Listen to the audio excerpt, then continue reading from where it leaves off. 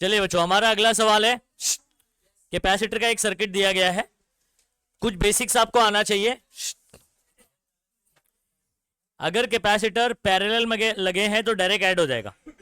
Resistance का उल्टा होता है, जैसे रेजिस्टेंस का फॉर्मूला होता है, तो पैरेलल में लगे तो डायरेक्ट ऐड हो जाएगा, और अगर सीरीज में लगा है तो 1 करके आपको फॉर्मूला लगाना होता है, और 2 के लिए शॉर्टकट होता है, दोनों को मल्टीप्लाई, डिवाइड में दोनों को प्लस। अच्छा, सर्किट को थोड़ा एनालाइज करते हैं।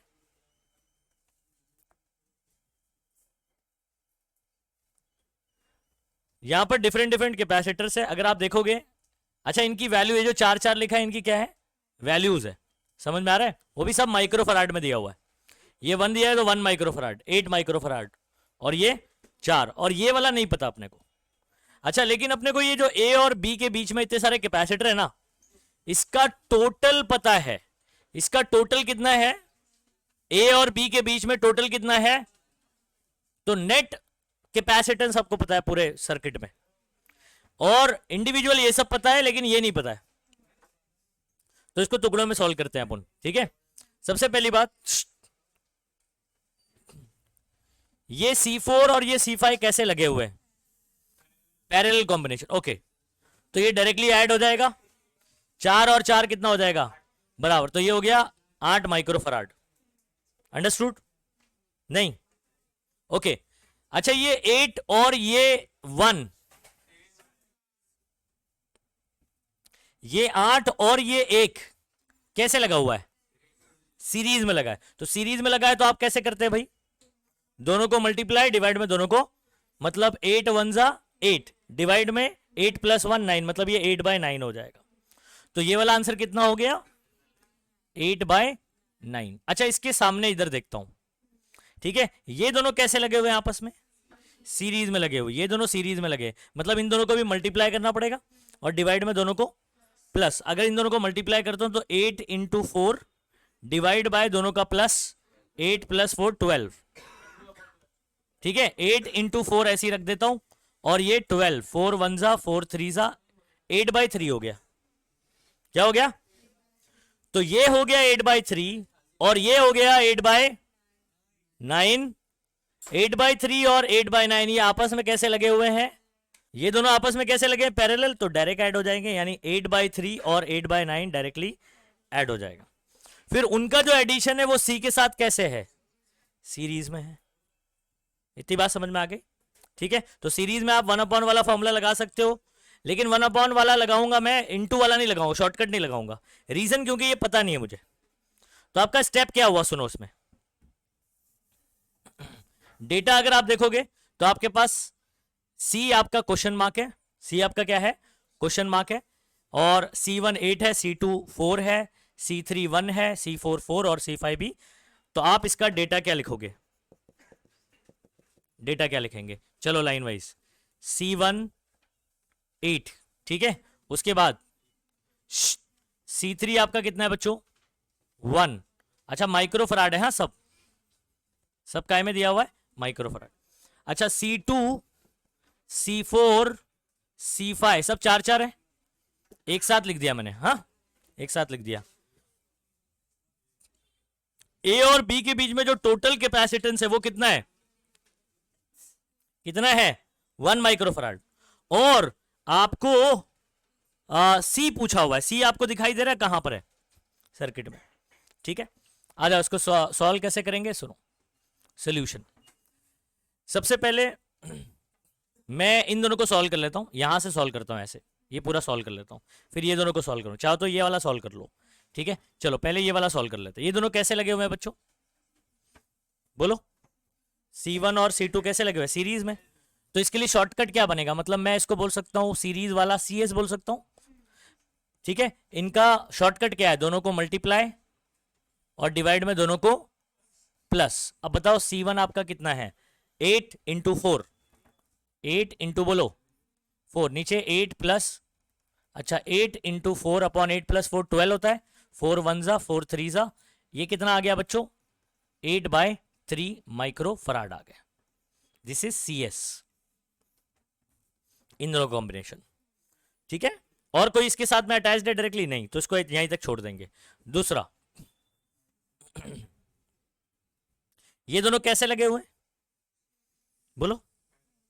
पैरेलल, पैरेलल वाला तो डायरेक्ट ऐड होता है, तो यहां पर मैं सीपी लिख देता हूं। CP is equal to C4 plus C5, मतलब 4 प्लस 4 कितना हो गया बच्चों?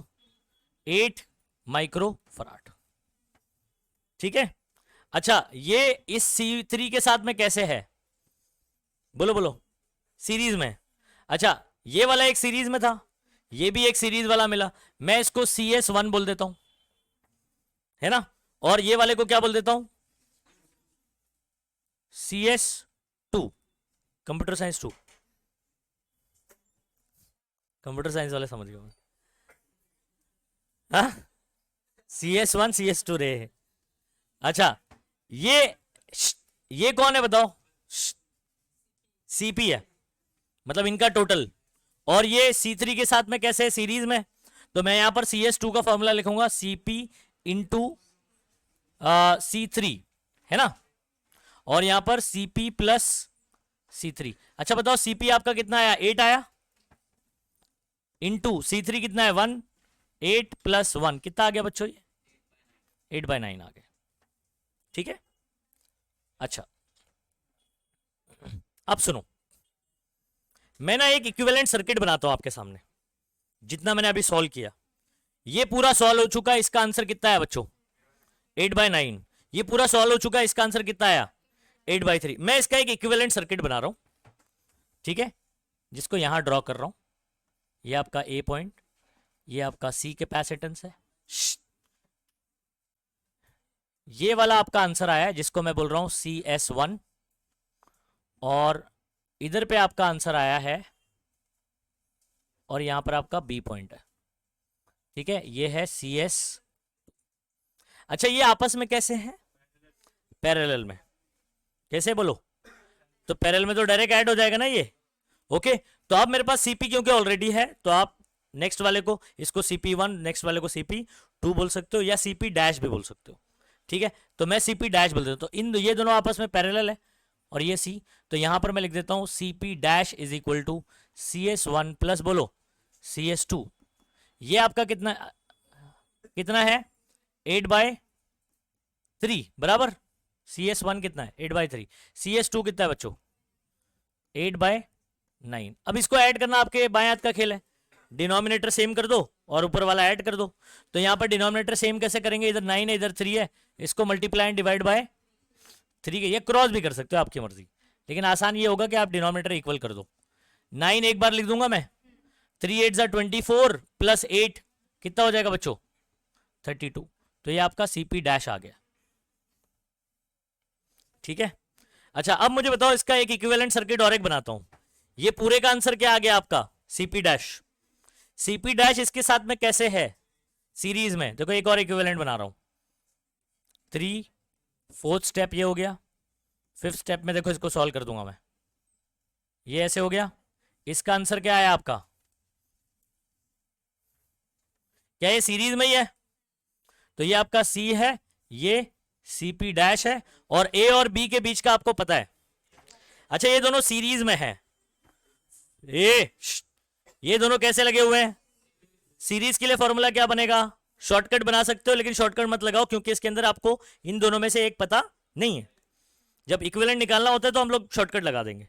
तो यहां पर मैं बेसिक फॉर्मूला लगाऊं, 1/CAB is equal to 1/C, जो कि मुझे पता करना है, प्लस 1/CP डैश।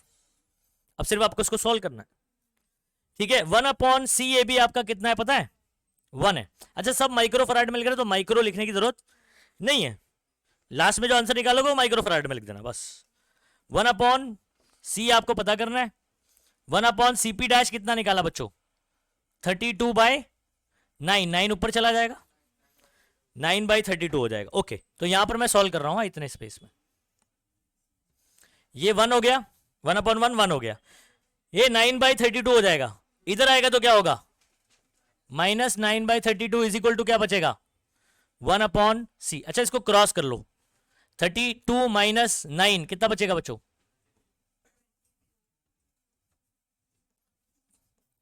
समझ में आ रहा है? 32 - 9 किया तो 23 डिवाइडेड बाय 32, ये हो गया आपका 1/c, लेकिन मुझे क्या चाहिए, c, तो इन्वर्टेंडो कर सकते हो आप, या c को इधर इधर पे भेजूंगा तो उल्टा हो जाएगा, यानी c इज इक्वल टू हो जाएगा 32/23।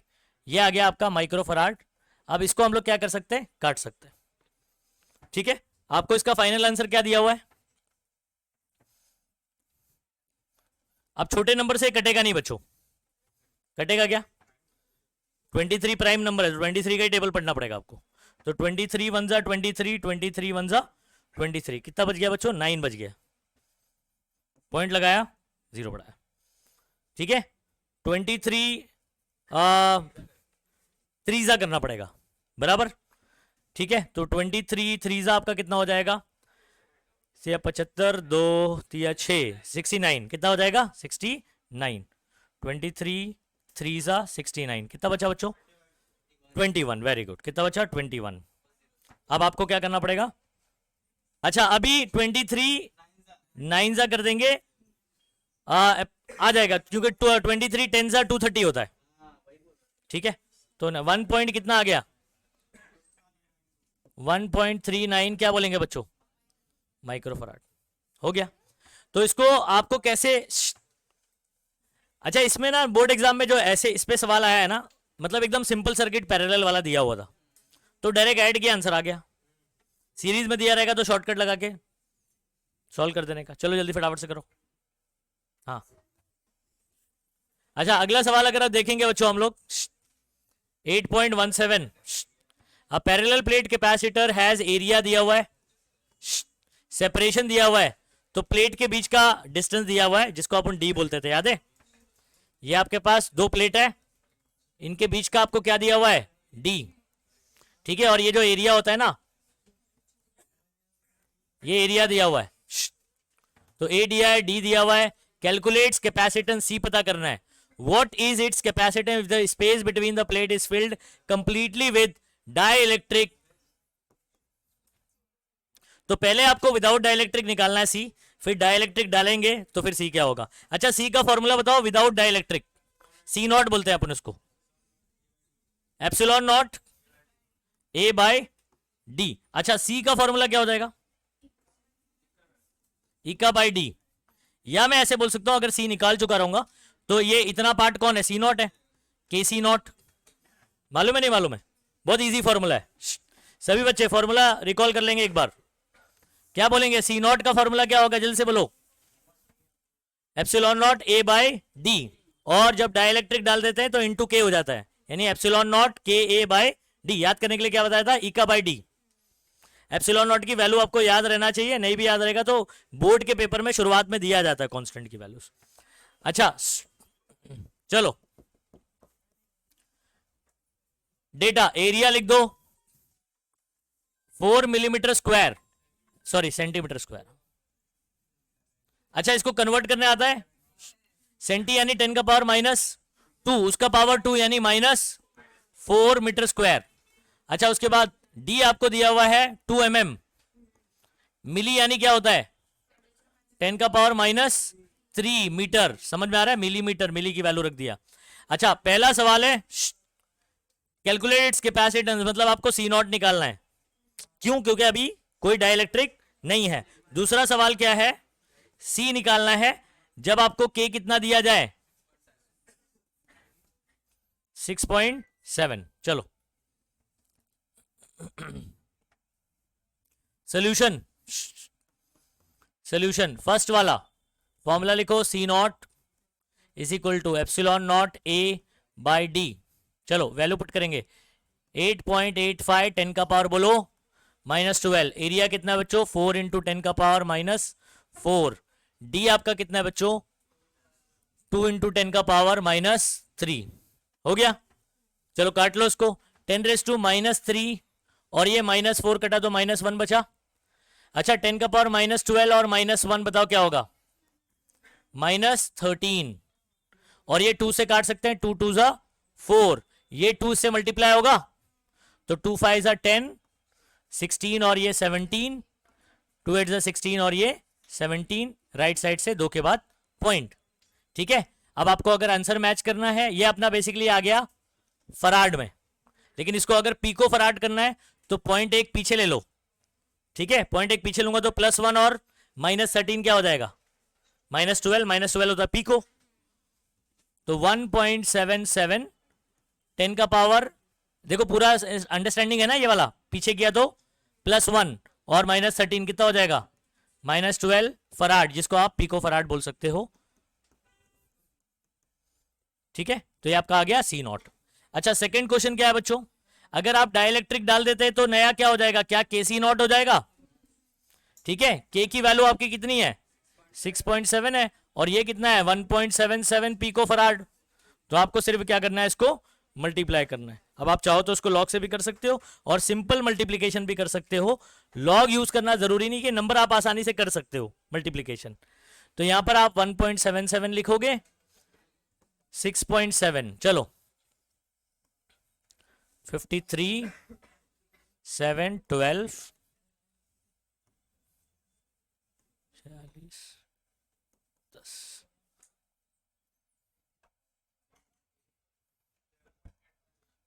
ठीक है। राइट से 2, राइट से 1, राइट से 3, कितना आ गया बच्चों, 11.859 पिको फराड।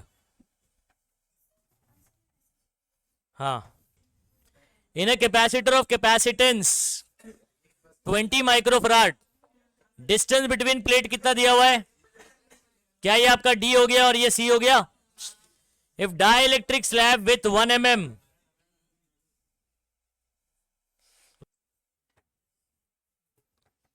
कैपेसिटेंस C हो गया, D दिया हुआ है, D कितना है याद रखो 2 mm है, मतलब गैप कितना है दोनों के बीच में 2 mm, और आपने डाइलेक्ट्रिक जो डाला है उसकी चौड़ाई कितनी है, मतलब आधा ही फिल किया आपने, ओके, यानी आधा खाली होगा। एंड डाइलेक्ट्रिक कांस्टेंट 2, तो जो डाइलेक्ट्रिक डाला K इज इक्वल टू क्या हो जाएगा 2, is inserted between the plate, what is the new capacitance, यानी आपको इसको C0 बोल दीजिए, या तो क्या बोल सकता हूं मैं, इसको C0 बोल देता हूं, ठीक है। और अपने को अभी डाइलेक्ट्रिक जब डालेंगे तो नया C, आप C' बोल सकते हो या C बोल सकते हो उसको, ठीक है। तो चलो डेटा लिखेंगे फटाफट से। डेटा क्या लिखेंगे बच्चों, C लिख दो, C0 इज इक्वल टू लिख दो 20 माइक्रोफराड, कितना 20 माइक्रोफराड। D आपका कितना है 2 मिलीमीटर,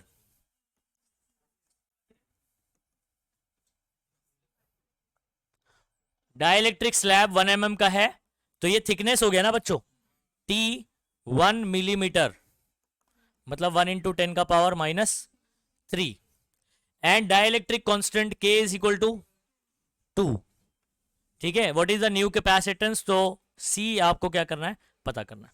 अच्छा, ये पार्शियली फील्ड वाले में आपको याद है फॉर्मूला क्या लगाते थे अपन, ε0 A divide by D - T plus T/K, ये फॉर्मूला लगता था, ठीक है।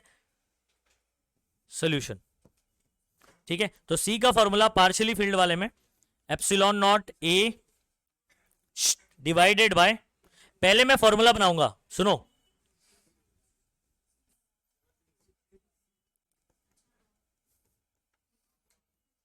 ऐसा है कि नहीं। अच्छा मुझे बताओ D और T में रिलेशन क्या है, D का आधा है ये, D और T देखोगे रिलेशन क्या है, D का आधा T है ना। मैं क्या कर सकता हूं, मैं बोल सकता हूं कि T जो है वो D का आधा है, मैं फॉर्मूला बना रहा हूं अभी, ठीक है। अब फॉर्मूला बनाते हैं, यहां पर T की जगह क्या लिखते हैं,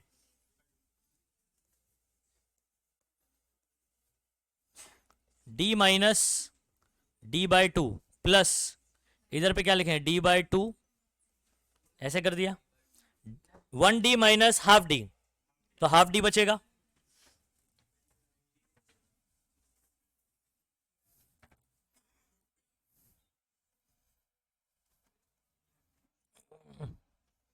D/2 बचा प्लस D/2K, ये D नीचे 2 नीचे आ जाएगा ना K के बाजू में।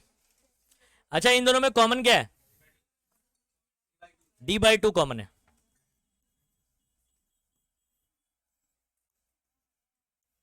1 + 1/K बचेगा ना, हाँ, ये 2 को ऊपर भेज सकते हो आप,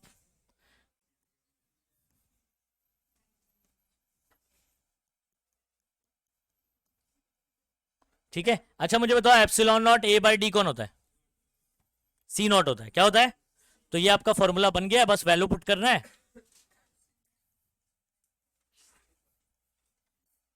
ठीक है, ये फाइनल फॉर्मूला बन गया। आ जाओ इसको वैल्यू पुट कर लेते हैं। 2 इंटू सी नॉट आपका कितना है बच्चों? 20 माइक्रोफराड। 20 क्या है? माइक्रोफराड। तो आंसर भी क्या में आएगा? माइक्रोफराड में आएगा। नीचे 1 प्लस 1 अपॉन ये कितना है? के कितना है? 2। तो 1 प्लस 1/2 आपको पता है 1.5 होता है, यानी 3/2। ओके,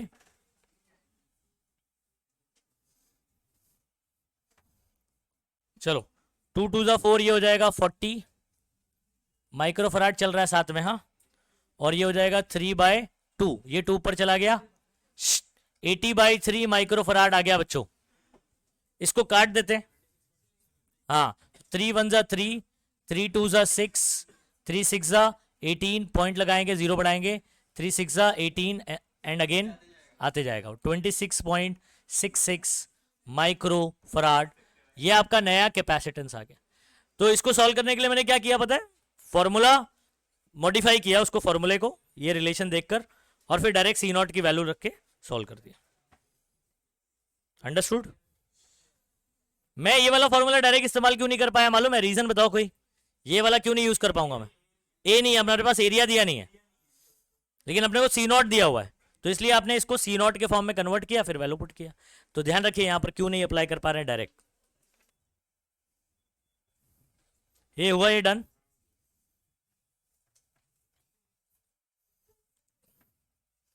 चलो अगला सवाल देखेंगे।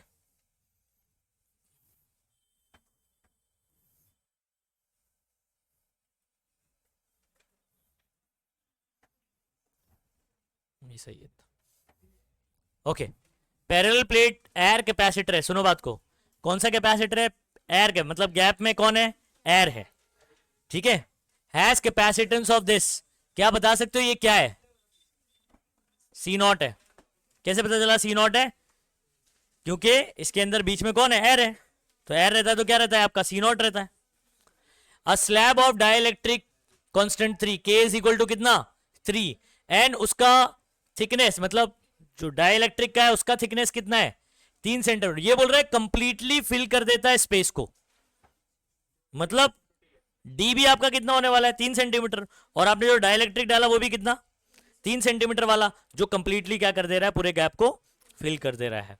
ठीक है, the potential difference between the plate आपको ये दिया हुआ है, यानी V दिया हुआ है दो प्लेट के बीच में। ये प्लेट होती है ना, ठीक है, तो इसके बीच में जो V है वो कितना है आपका? 400 वोल्ट है। What is the change in energy if the slab is removed? मतलब कहानी कुछ ऐसी है कि आपके पास ये स्लैब है, इसका सी नॉट दिया है, मतलब विदाउट डाइलेक्ट्रिक दिया हुआ है, लेकिन आपको क्या बोल रहा है कि आपने इसमें डाइलेक्ट्रिक डाला, तो ये विद डाइलेक्ट्रिक वाला हो गया, जिसका के का वैल्यू कितना है? 3। ठीक है, और अगर आपने क्या करा, इस डाइलेक्ट्रिक को रिमूव कर दिया, रिमूव्ड, तो ये कैसे हो जाएगा बच्चों?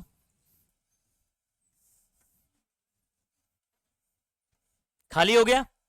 ठीक है, अब इसका कैपेसिटेंस आपका इसका कितना था पहले? C, और अब निकाल दिया तो क्या हो जाएगा? C नॉट हो जाएगा कि नहीं, जो कि अपने को दिया हुआ है। अच्छा, कितने लोग कैपेसिटर का एनर्जी स्टोर्ड का 3 फॉर्मूला हम लोग ने किया था? हाफ CV स्क्वायर, और very good, half Q square bye C, और क्या है? Half QV। अब ये 3 फॉर्मूले में से कौन सा लगाना है, ये डिपेंड करता है आपको गिवन क्या है। ठीक है, अच्छा सुनो, the potential difference between the plate is maintained at constant at 400 volt. What is the change in energy if the capacitor slab is removed? मतलब आपने इसके अक्रॉस में वोल्टेज लगाया 400, उसको मेंटेन करके रखा है, यानी 400 वोल्ट अभी भी दिया हुआ है। मतलब यहां पर भी V कितना, पोटेंशियल डिफरेंस कितना है बच्चों? बताओ। 400 वोल्ट है। ठीक है, V अभी भी मेंटेन करके रखा हुआ है, लेकिन आपने डाइलेक्ट्रिक निकाल दिया। डाइलेक्ट्रिक निकाला तो आपको पता है C कम हो जाएगा। क्या कम हो जाएगा? अच्छा, मुझे ये वाला C का इंफॉर्मेशन पता है कि नहीं पता, बताओ। इनडायरेक्टली पता है। C इज इक्वल टू के सी नॉट होता है। C नॉट आपको दिया हुआ है देखो, और K की वैल्यू दिया है, दोनों को मल्टीप्लाई करो, C पता चल जाएगा। और 400 वोल्ट भी दिया हुआ है, C और V पता है, पहली सिचुएशन में क्या पता है? अच्छा, दूसरी सिचुएशन में भी V तो उतना ही रखा हुआ है, डाइलेक्ट्रिक निकाला तो C डिक्रीज होके C नॉट हो गया, जो कि पता है वो भी। तो यानी इसमें भी C और V का इंफॉर्मेशन है। तो इसका इनिशियल एनर्जी मैं बोलूंगा UI हाफ CV स्क्वायर, इसका बोलूंगा हाफ U2 बोलूंगा, या U फाइनल बोल देता हूं, half C naught V square. और अपने को चेंज इन एनर्जी पूछा हुआ है, तो चेंज क्या होता है? Final minus initial. मतलब चेंज इन एनर्जी के लिए आप फॉर्मूला क्या लगाओगे बच्चों? UF minus UI। UF और UM फॉर्मूला क्या है दोनों के अंदर? UI में हाफ V स्क्वायर कॉमन है, हाफ V स्क्वायर कॉमन आएगा, पहले ये लिखना है फिर बाद में लिखना है, तो C नॉट माइनस C आएगा। ये आंसर आपका नेगेटिव में आएगा। रीजन, C डिक्रीज करा, ठीक है, V वही है तो एनर्जी डिक्रीज कर रहा है। तो आप चेंज इन एनर्जी जब निकालो तो फाइनल माइनस इनिशियल करोगे, यानी कम माइनस ज्यादा, तो आंसर क्या आ जाएगा? नेगेटिव में आ जाएगा। अंडरस्टूड? तो कहानी आपको समझी? देखो चेंज पूछा हुआ है, what is the change in energy of the capacitor if the slab is removed. तो हम लोग जब भी चेंज बात करते हैं तो फाइनल माइनस इनिशियल बात करते हैं। कोई बात नहीं, नेगेटिव आ जाएगा। और अगर अब मैं ज्यादा में से कम निकालूंगा तो चेंज तो उतना ही रहेगा ना। नेगेटिव पॉजिटिव किस बेस पर आ रहा है? समझ आ रहा है? आप किस में से किसको निकाल रहे हो? बड़े में से छोटा निकालोगे तो पॉजिटिव आ जाएगा, छोटे में से बड़ा निकालोगे तो नेगेटिव आ जाएगा, बस और कुछ नहीं है इसके अंदर। ठीक, चलो तो कोई बात नहीं, आप एक काम करो, पॉजिटिव आंसर निकालना है ए, तो UI माइनस क्या कर दो। लेकिन आपको यहां समझ में भी तो आना चाहिए, समझ में भी तो आना चाहिए बड़ा कौन है। क्या आपको डायरेक्टली समझ में आ रहा है कि UI बड़ा होगा? आना चाहिए, लेकिन C बड़ा होगा कि C नॉट बड़ा होगा? C बड़ा होगा, क्योंकि C कौन होता है? K times of C not होता है, और V दोनों में सेम है, तो यही बड़ा होगा। तो UI माइनस UF कर, अगर आपको समझ में आ रहा है। अदरवाइज UF माइनस UI भी कर दोगे तो आंसर गलत नहीं है, आप छोटे में से बड़ा करोगे आंसर नेगेटिव आएगा, और कोई बात नहीं। ठीक, सॉल्व करें अब इसको। चलो, दोनों आंसर सही है क्योंकि चेंज है ना वो। डेटा बात कर लो, C नॉट दिया हुआ बच्चों माइनस फराड, ठीक है, K की वैल्यू दी है 3, और आपको C थिकनेस दिया हुआ है, लेकिन उससे कोई मतलब नहीं होगा क्योंकि पूरी तरीके से किया हुआ, तो C is equal to directly KC naught हो जाएगा। तो ये हम लोग सॉल्यूशन में निकालेंगे। ठीक, और पोटेंशियल डिफरेंस V दिया हुआ है 400, ठीक है। आपने को क्या पूछा है बच्चों? Change in energy, solution. ये सॉल्यूशन में अब मैं डायरेक्ट लगा रहा हूं फॉर्मूला, कहानी समझा चुका हूं, ठीक है। Del U is equal to, ध्यान दो यहां पर, डेल, ये कहानी साइड में लिख के रखोगे तो अच्छा रहेगा आपके लिए। हाँ, del U is equal to, क्या करूं, बड़ा कौन आ रहा है? UI ना। जब डाइलेक्ट्रिक रहेगा तो एनर्जी ज्यादा रहेगी, डाइलेक्ट्रिक निकाल दोगे तो कम हो जाएगी। UI का फॉर्मूला होगा हाफ CV स्क्वायर, और इसका हो जाएगा half C naught V square. ठीक, अच्छा आगे सुनो, C की जगह क्या मैं KC नॉट लिख सकता हूं? जल्दी से बोलो।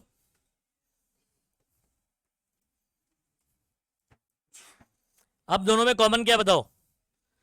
Half C naught V square common है, half C naught V square common, बचा K माइनस 1, बस वैल्यू रखो, सॉल्व कर दो, C निकालने की जरूरत नहीं है। चलो, हाफ ये C नॉट कितना है? 3 इंटू 10 का पावर माइनस 9, V आपका 400 है, 400 का स्क्वायर डायरेक्ट लिख दो, V स्क्वायर, 400 का स्क्वायर 16 इंटू 10 रेज टू 4, 2 0 का 4 0, 4 0 मतलब 10 का पावर 4, और K की वैल्यू आपको दी गई है 3, तो 3 माइनस 1 कितना हो जाएगा बच्चों? 2, ठीक है। तो ये 3 माइनस 1 कितना हो जाएगा? 2, इससे क्या हो जाएगा? कैंसिल, 16 3 जा कितना हो जाएगा? 48, 10 का पावर माइनस 9 और 4 कितना हो जाएगा? माइनस 5, ठीक है। आप क्या निकाल रहे हो? Change in energy. आप इसको 4.8 कर दोगे तो ये पॉइंट अगर एक पीछे कर दूं तो ऐसे किया हुआ आंसर, ठीक है। तो डायरेक्टली लिख देता हूं, एनर्जी है ना भाई, चेंज इन एनर्जी का यूनिट क्या होगा? जूल होगा, तो आप लिखोगे 48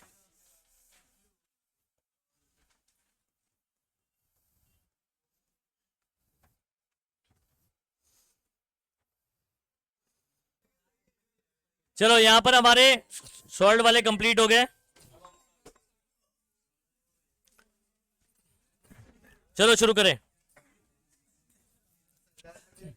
अच्छा इधर सुनो बच्चों, डायपोल, हमारे पास एक डायपोल है। क्या है बच्चों? डायपोल समझ में आता है क्या होता है? दो आइडेंटिकल चार्जेस होंगे, मतलब मैग्नीट्यूड बराबर रहेगा लेकिन साइन अपोजिट रहेगी, separated by certain distance. Okay, आपके पास माइनस क्यू है और कौन है? कहां है? 0 कॉमा माइनस बी कॉमा 0, यानी ये वाई एक्सिस पर है। कहां पर है? वाई एक्सिस पर है। तो मैं वाई एक्सिस बना देता हूं ऐसे, ये दिस इज वाई एक्सिस। कौन है भाई? ये वाई एक्सिस है। अच्छा, अब आप इसमें क्या कर सकते हो? आप मान सकते हो इधर पे एक्स एक्सिस, और यहां पर क्या मान सकते हो? Z axis. Y axis, X axis और जेड एक्सिस बाहर आ रहा है, ठीक। अच्छा, मैं वाई एक्सिस पर ये एक पॉइंट दे देता हूं। वाई एक्सिस में नीचे माइनस बी होगा और ऊपर क्या होगा? प्लस बी होगा। तो यहां पर आपका रखा गया है माइनस बी पे रखा गया है माइनस क्यू चार्ज, ओके, और प्लस बी पे रखा गया है प्लस क्यू चार्ज। अगर आपसे ये पूछूं दोनों के बीच का डिस्टेंस क्या होगा, तो 2b होगा। इधर पे b और इधर b, ऐसा मत करना b और माइनस b मिला दिया 0, ऐसा कैसे हो सकता है? Distance negative X Y axis में है वो, इस वजह से माइनस है। बाकी इधर भी b और इधर भी b, यानी टोटल 2b इसका डिस्टेंस हो गया। अच्छा, इधर पे जो इलेक्ट्रिक फील्ड है वो कैसी है? यूनिफॉर्म है। इलेक्ट्रिक फील्ड कैसी है? अब कहां है ये अपने को पता लगाना है। The equipotential surface of field are planes parallel to YZ plane. पहले बताओ YZ प्लेन कहां पर है? यहां पर ये y एक्सिस है, ये y एक्सिस है और ये z एक्सिस है। तो ये जो प्लेन हो गया ये कौन हो गया? YZ plane. अच्छा, आपको पता है electric field, parallel electric field जब होती है, इलेक्ट्रिक फील्ड जब पैरेलल होती है तो ये इक्विपोटेंशियल सरफेस होता है ऐसे। तो इक्विपोटेंशियल सरफेस और इलेक्ट्रिक फील्ड हमेशा एक दूसरे की कैसे होती है? परपेंडिकुलर होती है। इसका मतलब कि अगर इक्विपोटेंशियल सरफेस कहां पर है? YZ प्लेन में, तो इलेक्ट्रिक फील्ड होगी एक्स एक्सिस में। इधर कौन सा एक्सिस है? मतलब electric field lies along x axis, या तो पॉजिटिव एक्स एक्सिस हो सकता है, या तो क्योंकि परपेंडिकुलर इधर भी है और इधर भी है, तो आप लेट करके आप कोई एक एक्सिस मान सकते हो। Let electric field is along, वैसे दोनों जगह हो सकती है, ठीक है। तो इलेक्ट्रिक फील्ड यहां भी हो सकती है क्योंकि परपेंडिकुलर इधर भी होता है और इधर भी हो सकता है। तो आप ऐसे लिख सकते हो। अच्छा, इसका मैग्नीट्यूड दिया हुआ है। What is the direction of electric field? E. E electric field का डायरेक्शन क्या होगा? क्या बोल सकते हो? ओके, इधर सुनो सभी बच्चे, इलेक्ट्रिक फील्ड कहां हो सकती है? अलोंग पॉजिटिव एक्स एक्सिस, या तो मैं इसका जब यूनिट वेक्टर लिखूंगा साथ में मैग्नीट्यूड ई मान लो। मैग्नीट्यूड क्या मान लो? ई। मतलब मैं ऐसे लिख सकता हूं कि जो ई बार है, ई बार मैग्नीट्यूड ई ले लेता हूं क्योंकि नंबर तो पता नहीं है अभी, ठीक है। तो इधर पे जो यूनिट वेक्टर लिखूंगा मैं लिखूंगा प्लस माइनस आई कैप। क्यों? क्योंकि electric field always lies perpendicular to equipotential surface. Equipotential surface के अब तो इधर भी हो सकता है इधर भी हो सकता है, तो इस वजह से दोनों लिख दिया प्लस माइनस आई कैप। अंडरस्टूड? उसके बाद ये कहानी तो हो गई। How much torque would the dipole experience in this field? अब ये आपको पता है ये कौन है? डायपोल है। कौन है ये? डायपोल का डायपोल मोमेंट होगा। कितने लोग को डायपोल मोमेंट का डायरेक्शन पता है क्या होता है? केमिस्ट्री में, फिजिक्स में बताओ। नेगेटिव टू पॉजिटिव, ठीक है। तो डायपोल का डायरेक्शन बच्चों ये होता है, सॉरी ऊपर, सॉरी तो ये नेगेटिव है ये पॉजिटिव है, तो ये ऐसे बन जाएगा, ठीक है, पी बार ऊपर की तरफ। अच्छा इधर सुनो, ये सही बच्चे, ये पी बार का डायरेक्शन हो गया ऊपर की तरफ, मतलब ये तो वाई एक्सिस। वाई एक्सिस पे यूनिट वेक्टर क्या होता है? जे कैप। क्या होता है? जे कैप। जे कैप। और यहां पर अपने पास कौन है, इलेक्ट्रिक फील्ड मान लो इस तरफ है, ठीक है, तो उसके ऊपर क्या लगेगा, टॉर्क लगेगा। दोनों के बीच में एंगल कितना है, 90 है। चाहे इधर मान लोगे तभी भी एंगल कितना है, 90 है। अच्छा, कितने लोग को टॉर्क का फॉर्मूला पता है, tau bar is equal to P bar cross E bar, P bar cross E bar. जैसे मैग्नेट वाले चैप्टर में हम लोग क्या पढ़ते हैं, एम बार क्रॉस बी बार, वैसे ही इलेक्ट्रोस्टैटिक चैप्टर में हम लोग क्या बात करते हैं, एम की जगह पी आ जाता है, बी की जगह ई आ जाता है, क्रॉस हटेगा तो साइन आता है। अब ये दोनों परपेंडिकुलर है, अगर इस तरफ मानू चाहे इस तरफ मानू, साइन 91, यानी पीई ही निकालोगे ना, सिर्फ क्या निकालेंगे, पीई निकालेंगे, डायपोल एक्सपीरियंस। चलो सॉल्व करें इसको, डेटा लिखते हैं बच्चों, डेटा लिख देते हैं, ठीक है, ये मिटा दूं ये सारी चीजें,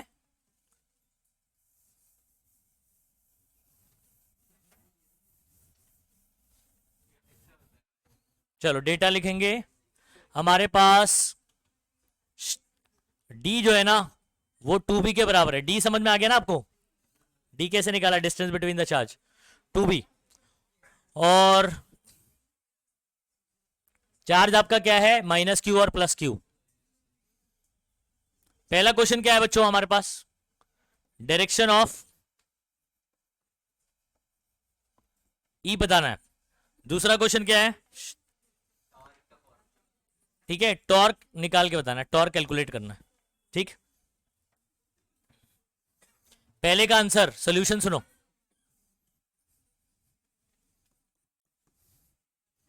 ए वाले का, ये थियोरेटिकली लिखना है आपको, direction of E is perpendicular, यहां पर लिखना since direction of E is perpendicular to, बोलो, इक्विपोटेंशियल सरफेस किसके परपेंडिकुलर होता है, इक्विपोटेंशियल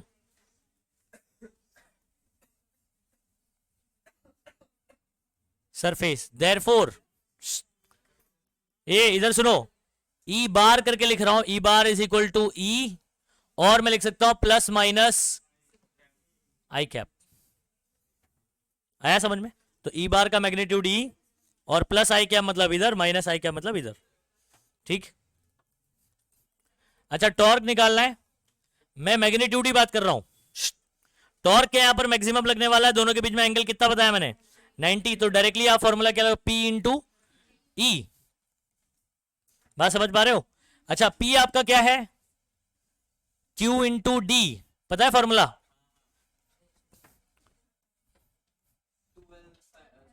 Q इंटू 2L या Q इंटू डी, ऐसे हो गया। और आपको पता है D,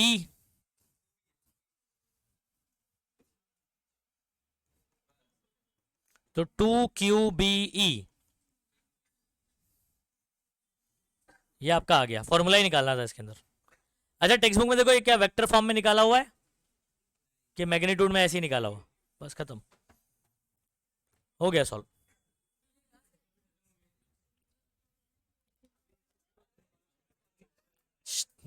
ये इधर सुनो, ये वाला सवाल सुनो, अब इसकी कहानी सुनो। आपके पास ना 3 चार्ज है, माइनस क्यू, प्लस क्यू और माइनस क्यू, और कैसे रखे गए जरा इधर ध्यान दीजिए, are placed at equal distance on straight line, straight line के ऊपर इक्वल डिस्टेंस पे रखे गए। इसका मतलब एक लाइन ड्रॉ कर देता हूं मैं, यहां पर माइनस क्यू, यहां पर प्लस क्यू, और सेम इक्वल डिस्टेंस पे यहां पर अगेन इक्वल डिस्टेंस पे रखना है। तो ये आप आर मान लेते तो ये भी आर हो जाएगा, या डी मान लेते तो ये भी डी हो जाएगा। ओके, तो क्या मान लेते हैं, आर मान लेते हैं, चलो ठीक है, इतनी बात समझ में आ गई। अच्छा, 3 चार्ज का if the potential energy of system is 0, पूरे सिस्टम का, तीनों का पोटेंशियल एनर्जी अगर क्या है, तो पहले तो आपको टोटल पोटेंशियल एनर्जी लिखने आना चाहिए। 3 चार्ज के लिए कितनी जोड़ी बनेगी, 3 बनेगी, एक इन दोनों की, एक इन दोनों की और एक इन दोनों की, पहला दूसरा, दूसरा तीसरा और पहला और तीसरा। ठीक है, तो हम लोग एक काम करते हैं, सबसे पहले इसका फॉर्मूला लिखते हैं। ठीक, चलो, U ये टोटल पोटेंशियल एनर्जी है, ये तीन पोटेंशियल एनर्जी के सम के बराबर होगी। ठीक है, तो पहली जोड़ी इनकी K minus Q, Q plus लिखने की जरूरत नहीं, अपॉन R, फिर प्लस दूसरी इन दोनों की जोड़ी K Q minus Q upon R, तीसरी जोड़ी किसकी होगी, इन दोनों की होगी, plus K minus Q upon distance बताओ आप कितना लोगे, 2R। ये फॉर्मूला बन गया। और आपको गिवन क्या है कि जो टोटल पोटेंशियल एनर्जी है सिस्टम का, U ऑफ द सिस्टम, ये जीरो है, तो इसको जीरो पुट करना है और इसको रीअरेंज सॉल्व करके आपको capital Q by small q पता करना है। तो बहुत आसान है। अब यहां पर क्या करेंगे, डेटा आप लिख दो बच्चों। डेटा क्या लिखोगे, U of the system is what, zero, potential energy of the system of charge zero. और अपने को पता क्या करना है, capital Q by small q, ये पता करना है। सोल्यूशन यहां से शुरू हो गया बच्चों, डायग्राम बना देना और ये फॉर्मूला लिख देना। ये वैल्यू कितनी दी गई है अपने को, तो इसकी जगह जीरो पुट करो, इसको थोड़ा रीअरेंज कर दो। अच्छा मुझे बताओ, ये और ये दोनों टर्म सेम है, और माइनस प्लस इसको माइनस ही आ जाएगा, minus K capital Q small q, ये भी माइनस प्लस क्या हो जाएगा, minus K capital Q into small q by R, तो ये क्या डबल हो जाएगा, तो इसको लिखूंगा minus 2K capital Q small q by R। ठीक है, इधर बताओ माइनस माइनस प्लस हो जाएगा, तो ये वाला प्लस ऐसे ही मेंटेन रहेगा और ये भी प्लस हो गया, K Q स्क्वायर बाय, इतनी बात समझ में आ गई। अब मुझे क्या ढूंढना है, capital Q by small q, तो मैं एक काम करता हूं, ये नेगेटिव वाले को इधर भेजता हूं। ठीक है, तो ये हो जाएगा plus 2K Q by R is equal to K Q square by 2R। Okay, K से K कट, R से R कट, एक स्मॉल q से एक स्मॉल q कट, बचा आपका 2 into capital Q small q by 2। ठीक है, पहले समझ लो अच्छे से, 2 इंटू कैपिटल Q, आप चाहो तो इसको डायरेक्ट भी लिख सकते हो, ये 2 को इधर भेजा तो 2 2 जा, और ये स्मॉल q को इधर बुला लो, capital Q by small q is equal to, उधर ऊपर कुछ नहीं बचा 1, नीचे 2 2 जा 4। बच्चों दिस इज योर आंसर, 1:4। समझ गए, चलो।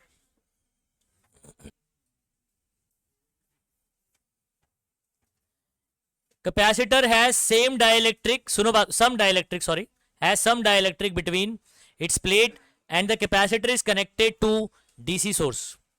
मतलब आपके पास एक कैपेसिटर है, इधर बीच में कौन है बच्चों, कुछ डाइलेक्ट्रिक है, और इसको आपने एक बैटरिया से कनेक्ट किया है, बैटरी से कनेक्ट किया, डीसी सोर्स से कनेक्ट किया हुआ। The battery is now disconnected, मतलब बैटरी को आपने यहां पर डिस्कनेक्ट कर दिया। ठीक है, मतलब बैटरी लगाओगे तो चार्ज हो जाएगा, ये बैटरी लगाएंगे क्या हो जाएगा भाई, चार्ज हो जाएगा, तो इसके ऊपर कुछ आ जाएगा चार्ज Q, उसके बाद आप इसको डिस्कनेक्ट कर देते हो। ठीक, and then dielectric is removed, मतलब आप इसको पहले डिस्कनेक्ट करते हो, ठीक है, और उसके बाद जो डाइलेक्ट्रिक था उसको आपने रिमूव कर दिया, रिमूव्ड। ठीक है, अच्छा फिर क्या बोल रहा है, स्टेट वेदर द कैपेसिटेंस, पहला कैपेसिटेंस सी की बात चल रही है, एनर्जी स्टोर्ड यानी यू की बात चल रही है, इलेक्ट्रिक फील्ड यानी ई की बात चल रही है, और charge stored voltage will increase decrease और रिमेन कांस्टेंट, मतलब आपका चार्ज वोल्टेज V डिक्रीज करेगा इंक्रीज करेगा या तो कांस्टेंट कर रहेगा, ये आपको बताना है। ठीक, आ जाओ इस पर बात करते हैं।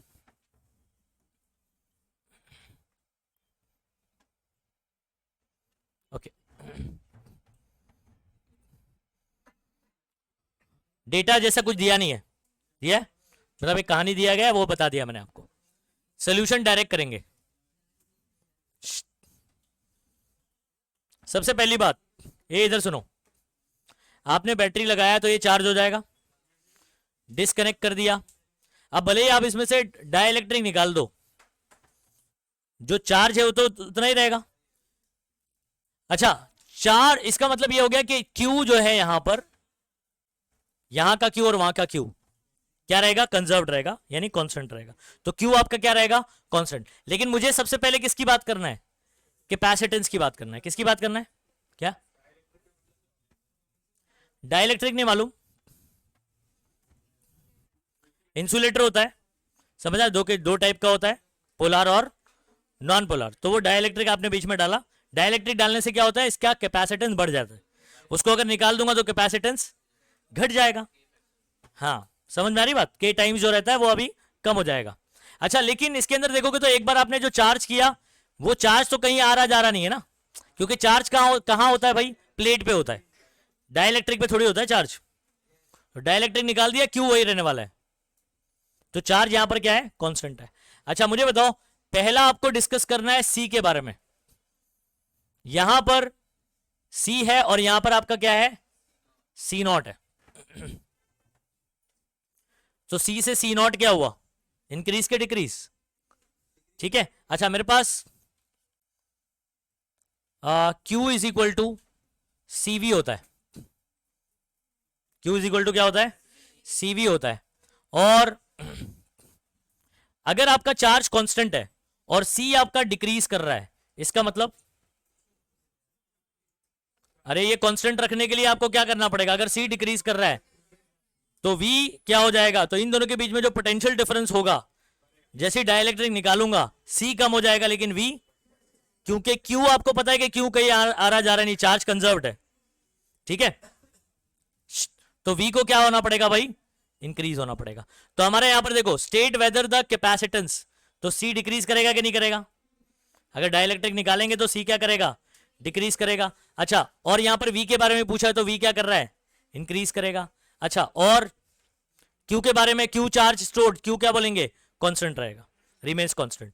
U की बारे में बात करते हैं। U का फॉर्मूला क्या है, अच्छा, हाफ CV स्क्वायर, क्योंकि दोनों चेंज हो रहा है ना, तो आप एक काम करो, इसको कोई दूसरे फॉर्मूले में कन्वर्ट करो, half Q square by C। चलो बताओ, Q तो कांस्टेंट है, Q कांस्टेंट है कि नहीं। अच्छा, अब बताओ, C क्या कर रहा है आपका, डिक्रीज कर रहा है, तो U क्या करेगा, मतलब एनर्जी स्टोर्ड क्या हो रही है, इंक्रीज हो रही है, एनर्जी स्टोर्ड क्या हो रहा है, इंक्रीज हो रहा है। अच्छा, उसके बाद इलेक्ट्रिक फील्ड। अच्छा, कैपेसिटर के लिए आपको ये E का फॉर्मूला पता होगा, E is equal to V divide by D. अच्छा, क्या डिस्टेंस हमने चेंज किया इन दोनों के बीच का, नहीं। अच्छा, V के बारे में क्या टिप्पणी करोगे आप, इधर से देख के बताओ, V बढ़ रहा है, ओके, तो V बढ़ रहा है तो इलेक्ट्रिक फील्ड भी बढ़ेगा। चलो आगे बढ़ते हैं, Q तो रिमेन्स अनचेंज। V के बारे में ऑलरेडी बात कर चुके हैं आप, V क्या होगा, इंक्रीज होगा, खत्म हो गया सारा, ठीक है। लाइन वाइज करना है, लेकिन याद रखो,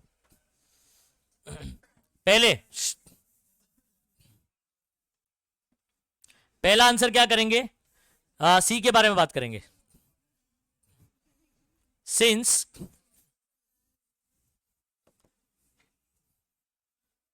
डाइलेक्ट्रिक इज रिमूव्ड, ये डाइलेक्ट्रिक क्या किया गया है, रिमूव किया गया है, तो सी क्या बोलेंगे, डिक्रीजेस, क्या बोलेंगे बोलो, सी डिक्रीजेस। हो गया, स्टेटमेंट वाइज ही आंसर करना है इसको। उसके बाद यू की बात कर लेते हैं। यू इज इक्वल टू, कौन सा वाला फॉर्मूला लगा रहा हूं, सुनो, हाफ क्यू स्क्वायर बाय सी। यहां पर याद रखना, क्यू आपका क्या रहेगा, कांस्टेंट, इस सिचुएशन में क्यू चेंज नहीं हो रहा है, ठीक है। एंड सी आपका क्या हो रहा है, डिक्रीजेस,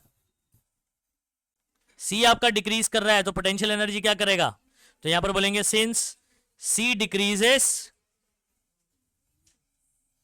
ठीक है, U increases according to this formula. अब बोलेंगे सर हम लोग अगर हाफ क्यू भी लगा ले तो, क्यू कांस्टेंट है, वी क्या कर रहा है, इंक्रीज, तो यू भी, वहां से भी देखो यू इंक्रीज ही आएगा। अच्छा, हाफ सी वी स्क्वायर क्यों नहीं लगाया,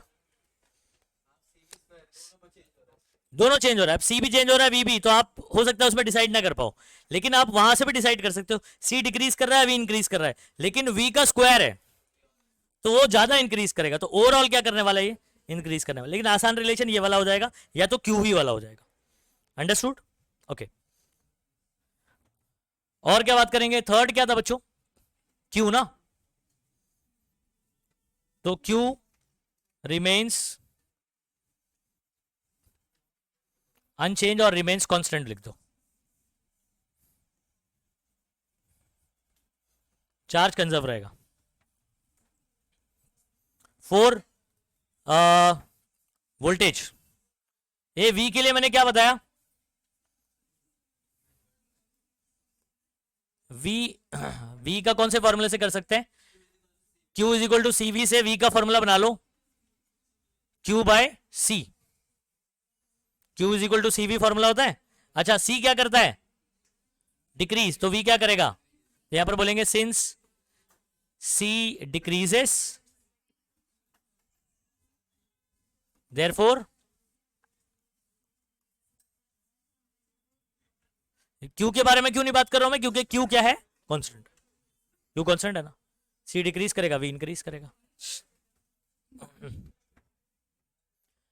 और कुछ बचा? हो गया खत्म। इलेक्ट्रिक फील्ड बचा ना, तो इलेक्ट्रिक फील्ड बीच में रह गया क्या? अच्छा यहां रह गया, सॉरी, चलेगा कोई बात नहीं। V बाई डी होता है ना, V बाय डिस्टेंस हमने कम नहीं किया हुआ है, V इंक्रीज कर रहा है तो E भी क्या करेगा? तो since V increases E increases.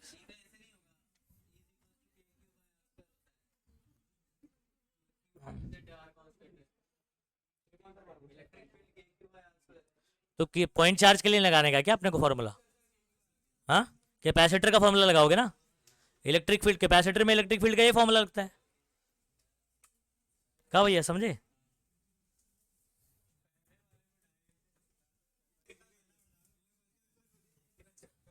चलो नेक्स्ट करूं। अच्छा इधर सुनो,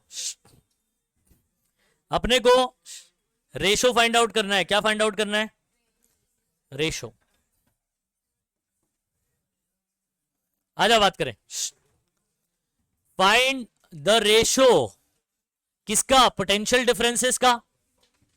must be applied across parallel and series combination.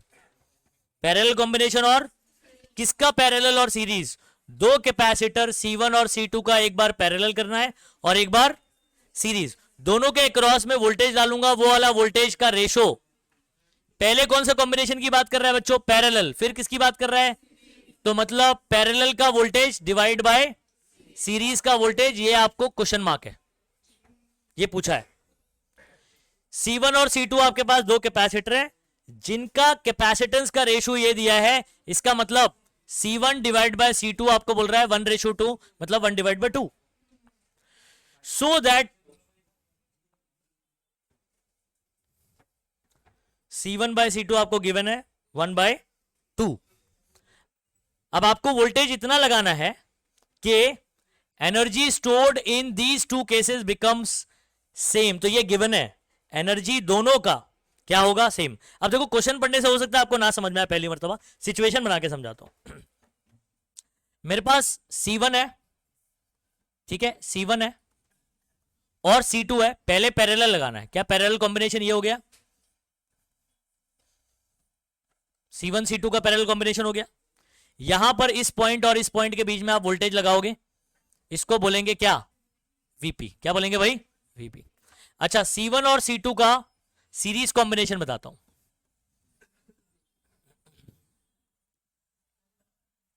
ठीक है, इन दोनों के बीच में वोल्टेज लगाएंगे हम लोग VS, सीरीज कॉम्बिनेशन इसलिए। तो आपको VP डिवाइड बाय VS बताना है कि कितना होना चाहिए। अगर इन दोनों का, इन दोनों में, इसमें एनर्जी स्टोर्ड और इसमें एनर्जी स्टोर्ड क्या हो? सेम हो, यानी इसका एनर्जी, इसको बोलूंगा यूपी। क्या बोलूंगा?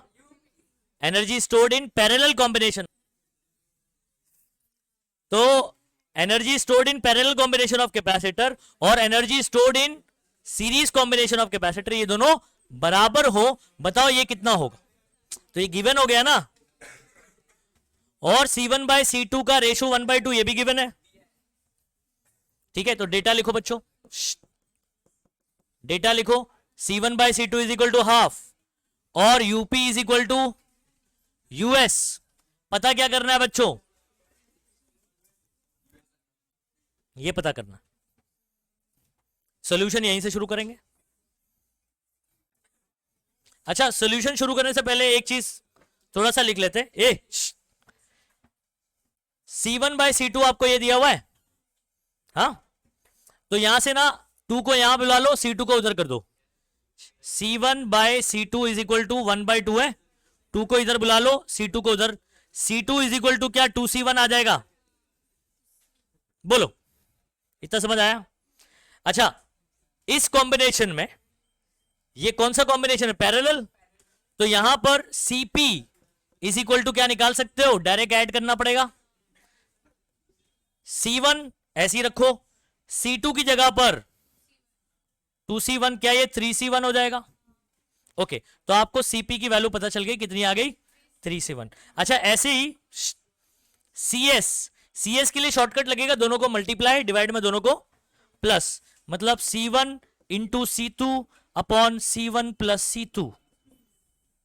ठीक है, C1 को ऐसे ही रखता हूं, C2 को रखता हूं 2C1, C1 प्लस C2 निकाल चुके हैं, 3C1, C1 से C1 कैंसिल, 2/3C1 कितना आ गया? ये 2/3C1।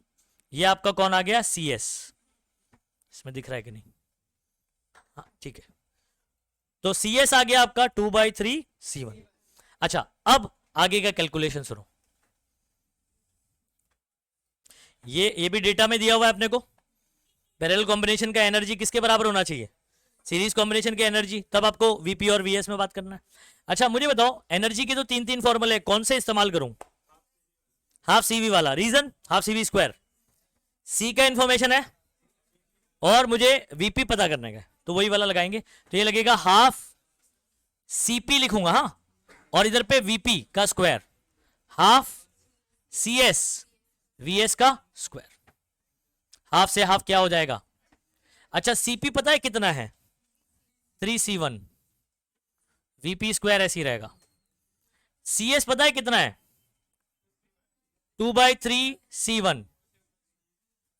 C1 से C1 उड़ जाएगा कि नहीं? ये 3 इधर बुला लो, 9 हो जाएगा, और VS स्क्वायर को यहां बुला लो नीचे, तो VP का स्क्वायर अपॉन VS का स्क्वायर इज इक्वल टू 2/9। अच्छा, स्क्वायर कॉमन निकल के उधर जाएगा, रूट हो जाएगा, तो आपका फाइनल आंसर आ गया बच्चों VP अपॉन VS। इन दोनों के पे जो स्क्वायर था कॉमन लिख दिया, हाँ। √2 और √9 क्या हो जाएगा बच्चों? 3।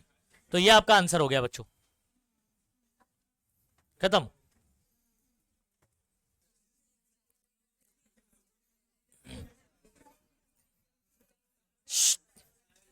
दो चार्जेस है,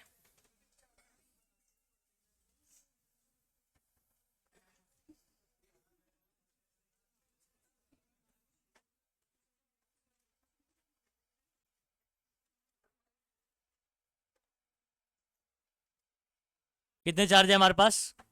2 चार्जेस हैं, -4Q प्लस 2Q। ये यहां रखे गए, तो 2 पॉइंट दिया, 2A,0 और 5A,0। पहले सोचते कहां होगा ये। 2A प्लस है ना, एक्स एक्सिस और ये वाई एक्सिस का कोऑर्डिनेट होता है, तो y वाला 0 है, मतलब ये एक्स एक्सिस पर होगा और भी पॉजिटिव साइड, और ये वाला 5A पे रखा है, ये भी पॉजिटिव साइड होगा। मतलब अगर मैं एक्स एक्सिस बनाऊं ऐसे, ये वाई एक्सिस हो गया, ये एक्स एक्सिस, तो 1 2 यहां पर ऐसे बात करता हूं, तो यहां पर कहीं पर 2A होगा, 3 4 5 यहां पर कहीं पर 5A होगा। ठीक है, तो पहला वाला चार्ज आपका कहां प्लेस्ड है बताओ? 2A पर, मतलब -4Q। दूसरा वाला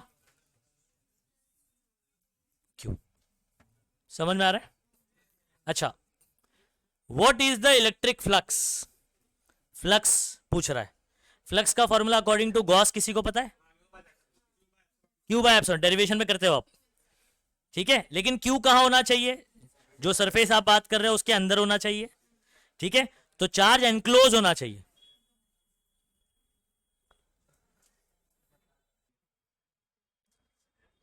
okay, what is the electric flux, मतलब फाई पूछ रहा है। Due to these charges a sphere of radius, मतलब हमारे पास एक स्फीयर है जिसका रेडियस कितना है 4a, और ये मेजर कहां से करोगे? सेंटर से। सेंटर कहां पर है? एट द ओरिजिन, ठीक है। सेंटर एट, तो सेंटर आपका यहां है, सेंटर यहां है, और आपका रेडियस कितना है 4a। तो मैं 4a रेडियस लेकर, ये 2a 3a और 4a, 4a रेडियस लेके अगर मैं एक स्फीयर बनाता हूं, तो इस स्फीयर के अंदर तो ये वाला आएगा। क्या ये वाला आ रहा है? नहीं। तो जब आप फ्लक्स का फॉर्मूला लगाओगे तो चार्ज अपॉन एप्सिलॉन नॉट होता है, लेकिन चार्ज कौन सा होता है? हमारे सरफेस के अंदर होना चाहिए। चार्ज एनक्लोज, बाहर वाले से कोई मतलब नहीं होता है। तो फ्लक्स का फॉर्मूला आपका क्या बनता है? ठीक है, चार्ज इनसाइड या charge enclose divide by epsilon not. Inside surface के है, तो कौन है? -4q है कि +2q है? अच्छा, मान लो दोनों होता, मान लो अगर मैं बोल देता कि नंबर चेंज करके 4a की जगह मैं 6a बोल देता, तो दोनों आ जाता। -4q +2q, टोटल चार्ज कितना हो जाता? -2q। तो नेट चार्ज आप लिखते, q नेट इनसाइड होता है डिवाइड बाय एप्सिलॉन नॉट, ठीक है। तो हो गया, बहुत छोटा सा फॉर्मूला है। आ जाओ डेटा लिखें। तो डेटा आपको पहला चार्ज दिया हुआ है Q1 बोल सकते हो आप, कितना है? -4q। कुत्तू कितना है? +2q। और आपको क्या निकालना है बच्चों? फ्लक्स निकालना है जिसका रेडियस कितना होगा, ठीक है। रेडियस जो है वो 4a लेकर, ठीक है। सोल्यूशन,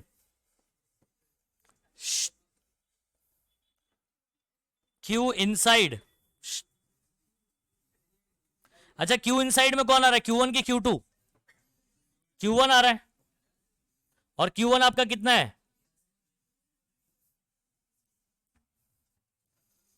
खत्म। दिस इज योर आंसर, है ना। इतना छोटा सा है, ये कहां पूछ सकता है आपको? 1 मार्क में पूछ सकता है, 1 मार्क का क्वेश्चन हो सकता है, समझ में आ रहा है? MCQ में भी आ सकता है। ये बात ध्यान रखो, फ्लक्स में जो चार्ज फॉर्मूला लिखते हो आप, वो कहां होना चाहिए? सरफेस एरिया के अंदर होना चाहिए। बाहर रहेगा तो उसकी वजह से कोई फ्लक्स नहीं होता। क्यों नहीं होता है, आप रीजन पूछोगे। ये +2 की वजह से इस एरिया में जितनी लाइन एंटर करेगी उतनी लाइन लीव कर देगी, कहीं पर भी, मतलब बाहर रहे अगर, ठीक है। बाहर बात करते हैं अपन, बाहर और अंदर बात करते हैं, ठीक है। सरफेस पे भी अगर रहा ना, सुनो, इधर पे क्या लिखते हैं? चार्ज एनक्लोज, अंदर होना चाहिए, इनसाइड। चार्ज क्या होना चाहिए? अंदर, सरफेस पे नहीं। सरफेस पे भी होगा तो ये कैसा होगा? ऐसे, यहां से एंटर कर रहा है, वहां से लीव कर देगा। बिलो सरफेस या अबव सरफेस बात होगी। सरफेस पे भी रहेगा तो देखो क्या होता है, इसकी कहानी समझो। 11th में ही था आपको ये। मान लो ये +q चार्ज है और ये आपका सरफेस एरिया है, और आपको पता है पॉजिटिव चार्ज से इलेक्ट्रिक फील्ड निकलती है, तो यहां से इलेक्ट्रिक फील्ड निकली और ऐसे गई। अब बताओ इस सरफेस से कितनी इलेक्ट्रिक फील्ड एंटर करी? कितनी एंटर करी इसमें? 3। कितना लीव करा? अच्छा, जितना एंटर करा उसकी वजह से नेगेटिव फ्लक्स आता है, क्या होता है? और जितना लीव किया उसकी वजह से, तो टोटल फ्लक्स क्या हो गया? 0। खत्म। लेकिन यही चार्ज अगर अंदर रहेगा, ठीक है, तो सब जगह से इलेक्ट्रिक फील्ड निकालेगा ही, ये कोई रिटर्न नहीं आ रहा है, देखो, है ना। तो सब जगह से आपको बाहर लीव कर रहा है, सब जगह से पॉजिटिव फ्लक्स मिलेगा आपको। यही अगर नेगेटिव चार्ज है तो इलेक्ट्रिक फील्ड आ रही होगी तो नेगेटिव फ्लक्स मिलेगा। अंडरस्टूड? तो अंदर रहेगा तो ही टोटल फ्लक्स मतलब बचा रहेगा, बाहर रहेगा तो जितनी लाइन एंटर करेगी उतना ही क्या कर देगा? लीव कर देगा। चलो नेक्स्ट करूं।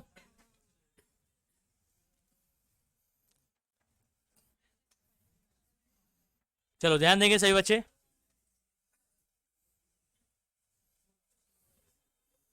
ध्यान देंगे सही बच्चे। आपके पास एक कैपेसिटर है 6 माइक्रोफराड का, कितने का? तो आपको ये क्या दे दिया? सी दे दिया, फराड में दिया, माइक्रोफराड सी है। इसको चार्ज किया बाय 300 वोल्ट, तो ये आपको वी दे दिया। इतनी बैटरी से लगा के आपने इसको चार्ज कर दिया।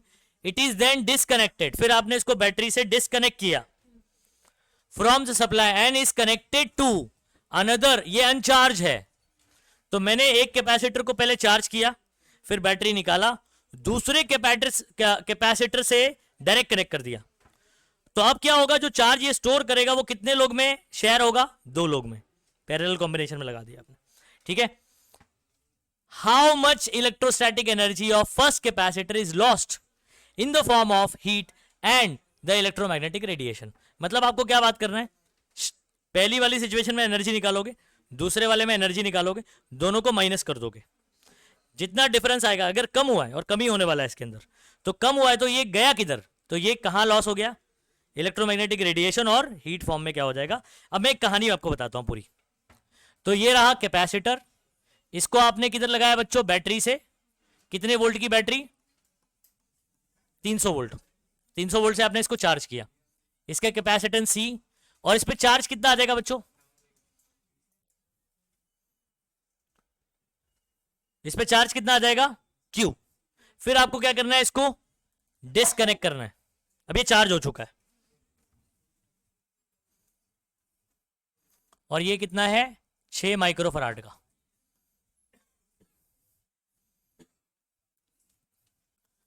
ये वाला कैपेसिटर यही है, इसको आपको एक अनदर कैपेसिटर से लगाना है। इसको मान लो ना C1, ठीक है, 6 माइक्रोफराड का, और ये आपका कौन है?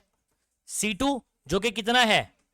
3 माइक्रोफराड। अब सुनो बात को बच्चों, यहां जो Q चार्ज है ना, अब ये Q इसके पास नहीं रहेगा सिर्फ, अब ये कितने लोग में शेयर होगा? 2 लोग में शेयर होगा, क्योंकि आपने पैरेलल कॉम्बिनेशन लगाया। तो ये एक प्लेट है और ये एक प्लेट है, तो जो Q चार्ज है वो दोनों में क्या होने वाला है? शेयर होने वाला है। लेकिन Q अभी भी यहां पर और वहां पर कंजर्व रहेगा। मतलब इस सर्किट में टोटल चार्ज आपका Q चार्ज कर दिया आपने, फिर उसको आपने दूसरे कैपेसिटर से लगा दिया, तो टोटल चार्ज तो अभी भी दोनों में शेयर हो रहा है ना, तो टोटल चार्ज अभी भी क्या है? तो इन दोनों के पास जो टोटल चार्ज है वो क्या है? अभी भी Q ही है। वो बटेगा उनकी कैपेसिटी के हिसाब से। पैरेलल में बोला ना उसने, इज कनेक्टेड टू अनदर। अब तू बता सीरीज में इसको कैसे लगाएगा, क्योंकि आपने तो नहीं, जब तुमने चार्ज किया इसको, ठीक है, तो और कुछ लगाना नहीं है आपको। अगर ये सिर्फ एक कनेक्शन दोगे तो कैसे वो उसको चार्ज करेगा? कनेक्शन कंप्लीट कैसे होगा? तो आपको इसको कैसे लगाना है? पहले दोनों एंड लगाना पड़ेगा, तभी तो चार्ज शेयर हो गया दोनों के बीच में। अच्छा अब सुनो, आपको यहां पर एनर्जी निकालना है। ये हो जाएगा आपका इनिशियल, क्या हो जाएगा, और ये हो जाएगा आपका फाइनल। आपको इनिशियल में से फाइनल क्या कर देना है? माइनस। मतलब आप देखोगे कि ये वाली एनर्जी ज्यादा आ रही है और ये वाली कम आ रही है, मतलब कुछ एनर्जी लॉस हो गया। गया किधर? तो हीट और इलेक्ट्रोमैग्नेटिक रेडिएशन के फॉर्म में वो लॉस हो गया। तो लॉस निकालने बोला है, तो आप क्या करोगे? सब्ट्रैक्ट करके निकाल दो। अच्छा, यूआई का फॉर्मूला क्या बनना चाहिए, कौन बताएगा? हाफ लिखेंगे, C1 है मेरे पास और V², ठीक है। अच्छा यहां पर क्या लगेगा? यहां पर क्या लगेगा? क्या चीज है आपके पास वो देखो। 2 कैपेसिटर कैसे लगे हुए हैं? पैरेलल में, तो दोनों का रिजल्टेंट यानी CP आएगा, तो C आ जाएगा, ठीक है। अच्छा V, बैटरी तो लगानी है, तो V क्या यूज करो? V लगाओगे यहां पर? नहीं। लेकिन आपको एक चीज पता है, जो यहां से निकल कर आएगी चार्ज, यहां से मैं चार्ज निकाल लूंगा, कैसे पता चलेगा? आपको V पता है, C पता है, Q निकाल नहीं लोगे? Q is equal to CV। वही चार्ज यहां पर दोनों में बट रहा है, तो चार्ज आपको पता है यहां पर, यहां से निकाल के लाओगे वही चार्ज इन दोनों में बटेगा, और इन दोनों का नेट C पता है, तो Q और C वाला रिलेशन लगाओगे, हाफ Q² बाय CP।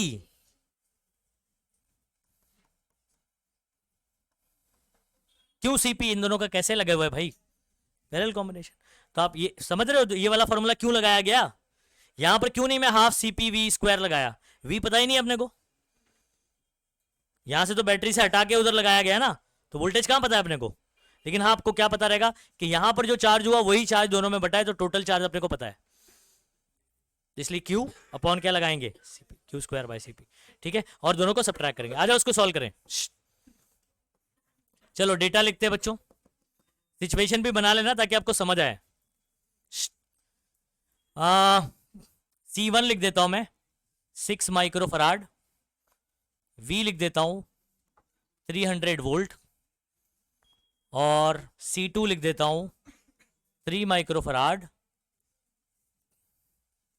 और अपने को UI माइनस क्या करना है बच्चों, UF निकालने का। ठीक है, सोल्यूशन।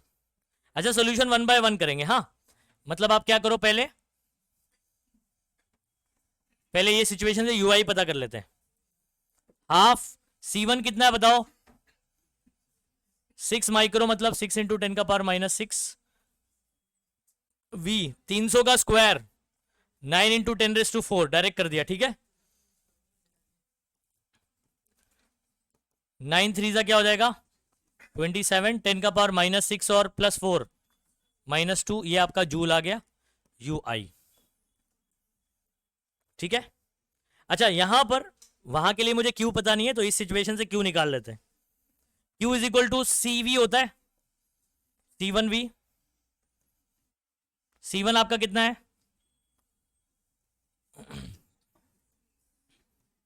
6 माइक्रो है ना, और V आपका कितना है 300, तो 3 6 आपका कितना हो जाएगा 18, ये 2 0 मतलब 10⁻², और -6 -4, ये आपका कूलम में आ गया। 18 इंटू 10 का पावर -4 कूलम। चलो UF निकालें, हाफ Q का स्क्वायर है, मतलब इसको आपको 2 बार लिख सकते हो आप इसको, 18 इंटू 18, 10⁻⁻4 उसका पावर 2, तो पावर का पावर मल्टीप्लाई, 4 2 8 -8। CP, इन दोनों का डायरेक्ट CP निकाल सकते हो क्या, डायरेक्ट ऐड कर देते ना CP क्या करते हैं भाई, पैरेलल में डायरेक्ट ऐड होता है। C1 plus C2 6 plus 3 9 microfarad आ गया बच्चों। चलो इधर लिखो 9 इंटू 10 का पावर -6, 9 2 18, ये 2 से ये 2 कट हो गया, -6 से ये काटोगे -2, कितना आ गया बच्चों 18 इंटू 10 का पावर -2 जूल। देखो फाइनल वाला कम हुआ कि नहीं हुआ, है ना। अपने को क्या पूछा, एनर्जी लॉस, ये पूछा ना।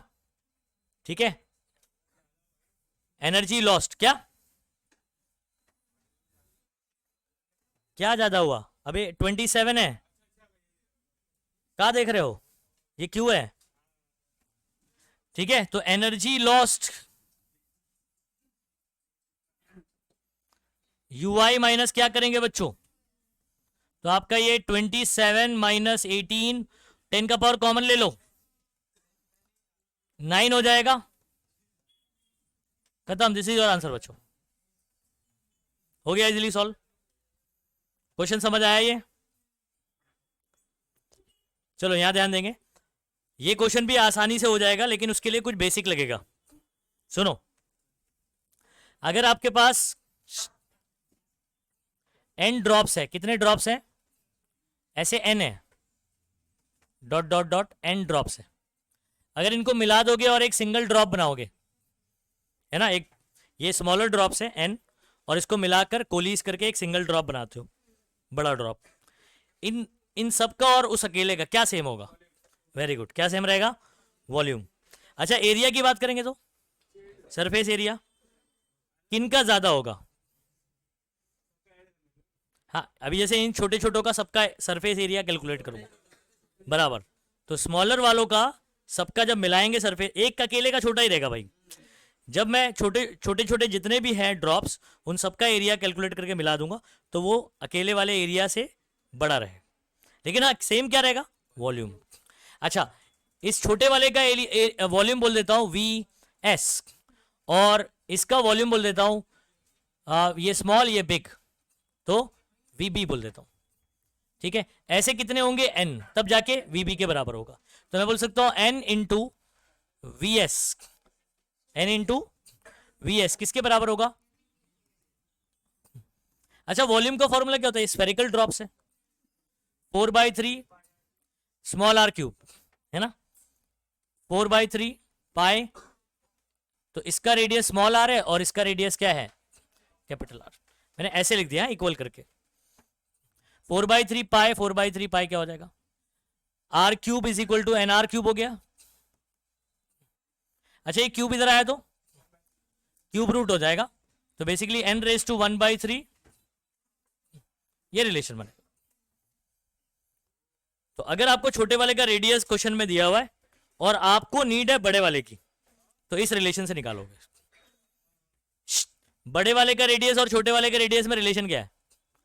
Capital R is equal to N raise to, यानी क्यूब रूट ऑफ एन बोल सकते हो आप इसको, इनटू। अच्छा, एन ड्रॉप्स, ये जो ड्रॉप्स है ना, हमेशा ऐसे ही देगा जिसका क्यूब रूट पॉसिबल हो। जैसे क्या नाम है, 8 दे देगा तो 8 का कितना हो गया? 2। समझ आ रहा है? 64 दे दिया, 64 का कितना हो गया? 4। 125 दे दिया, 5, एंड सो ऑन। समझ में आ रहा है? और या तो 81 दे दिया, तो 81 का कितना आ जाएगा? 27, 3 3 9, 9 3 20, सॉरी 27 दे दिया तो कितना आ जाएगा? 3 हो जाएगा। नहीं आ रही बात समझ में? तो ऐसे इजी नंबर दे देगा जिसका क्यूब रूट क्या होगा? पॉसिबल। अंडरस्टूड? तो ये रिलेशन आपको पता होना चाहिए। अच्छा, अब कहानी क्या है सुनो। 125 स्मॉल लिक्विड्स, तो ये स्मॉल लिक्विड्स कितने? 125। तो आप डेटा में क्या बोलोगे भाई? हमारे पास क्या है? n is equal to 120। 125 का क्यूब रूट पॉसिबल है ना? हाँ, इसलिए ऐसा नंबर दिया गया। अच्छा, ईच कैरिंग मतलब हर एक के ऊपर जो चार्ज है, यानी हर एक के ऊपर, इसके ऊपर जो चार्ज है स्मॉल क्यू, वो है 0.5 माइक्रोकूलम। इसके ऊपर भी सेम, इसके ऊपर भी सेम, इसके ऊपर भी same, small Q small Q small Q, है ना? जब सब मिलेंगे तो इसके ऊपर जो टोटल चार्ज आएगा कैपिटल क्यू बोल देते हैं, बराबर, क्योंकि चार्ज, क्योंकि मिलाओगे तो चार्ज तो सम हो जाएगा ना। तो आपका जो टोटल चार्ज होने वाला है क्यू, वो Q plus Q plus Q ऐसे एन टाइम्स होगा, तो एन क्यू हो जाएगा। क्या हो जाएगा बच्चों? एन क्यू हो जाएगा। तो कैपिटल क्यू क्या हो गया? क्योंकि छोटे छोटे के ऊपर क्या था? Q Q Q Q Q, ऐसे एन टाइम्स है, तो एन क्यू हो जाएगा। तो टोटल चार्ज कितना हो जाएगा? एन क्यू हो जाएगा। इतनी बात समझ में आ गई? अच्छा, और सुनो, हर एक का डायमीटर कितना है? तो इसका डायमीटर दिया है, याद रखना, पूरा d 0.1 मीटर, तो रेडियस इसका आधा हो जाएगा, 0.05 मीटर हो जाएगा। Okay, form a bigger drop, और ये बनाते हैं एक बड़ा drop. Calculate potential at the surface of bigger drop, मतलब इसके सरफेस पर आपको निकालना है पोटेंशियल। अब देखो, ये जो v लिखा है वो मैंने वॉल्यूम लिखा हुआ है, अब जो v की बात कर रहा हूं वो कौन सा है? पोटेंशियल है। तो ये आपको एट दी बिगर सरफेस आपको क्या करना है? पोटेंशियल निकालना है। तो यहां पर ये v कौन है? पोटेंशियल। अच्छा, पॉइंट चार्ज के लिए बताओ ना मुझे, पोटेंशियल का क्या फॉर्मूला आप पढ़ते थे? के क्यू बाय आर। तो किसी सरफेस के, किसी स्फीयर के सरफेस पर अगर चार्ज है, ठीक है, तो उसको हम लोग कॉन्सेंट्रेट कहां समझते हैं? सेंटर पे ही, पॉइंट चार्ज सेंटर पे मानते हैं। और उससे कितनी दूरी पर? उसके रेडियस की दूरी पर। तो अगर मान लो ये पूरा चार्ज कॉन्सेंट्रेटेड सेंटर पर, तो उसके ये आर दूरी पर, या अपने को क्या पूछा हुआ है उसने? Potential at the surface of bigger drop ना। तो चार्ज आप इसको कॉन्सेंट्रेट कहां करोगे, कहां मानोगे? सेंटर पे, ठीक है। और वहां से आर दूरी पर पोटेंशियल का फॉर्मूला बताओ। जैसे कोई पॉइंट चार्ज है, कैपिटल क्यू मान लो, और इससे अगर मैं आर दूरी पर आपको वी पूछूं, क्या बोलेंगे भाई? के क्यू बाय आर। आर कौन सा होगा? Capital R.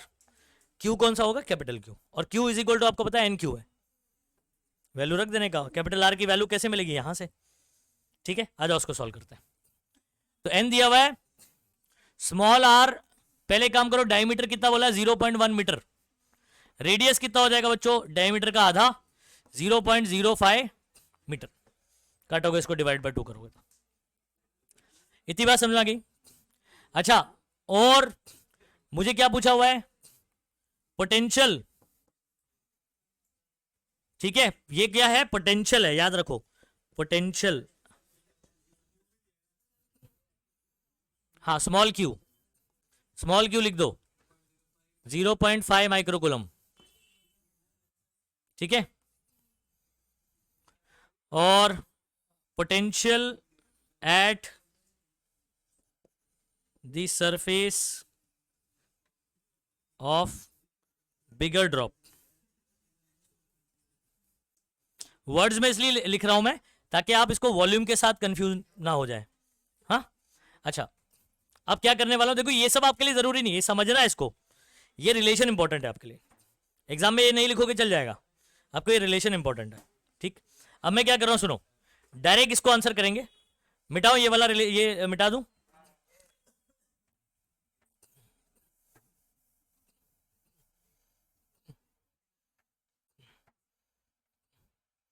Solution V is equal to, क्या फॉर्मूला बताया था, K into capital Q divide by capital R। ठीक, K ऐसी रहेगा, capital Q N into small Q, सही बात है। अच्छा, और capital R N raise to 1/3 into small r। अब मुझे सब पता है, K आपका 9 इंटू 10 रेज टू 9, 9 इंटू 10 का पावर 9, ये 125, स्मॉल Q है बच्चों 0.5 माइक्रोकूलम। अच्छा, N है 125, उसका क्यूब रूट ऐसे लिख सकते हो, रेज टू पावर 1/3 भी लिख सकते हो। और ये कितना है, स्मॉल r 0.05, इतना हुआ।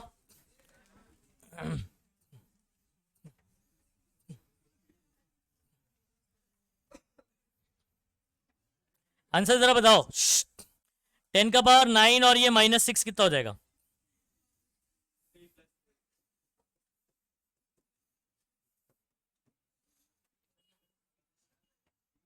थ्री आ जाएगा। 125 का स्क्वायर रूट 5 और इंटू 0.05। अगर मैं इसको पॉइंट एक आगे कर दूं, 10 का पावर -1, तो ये सेम हो गया तो कट जाएगा ना। 10 का पावर -1 ऊपर जाएगा तो +1 हो जाएगा, यानी +4 हो जाएगा।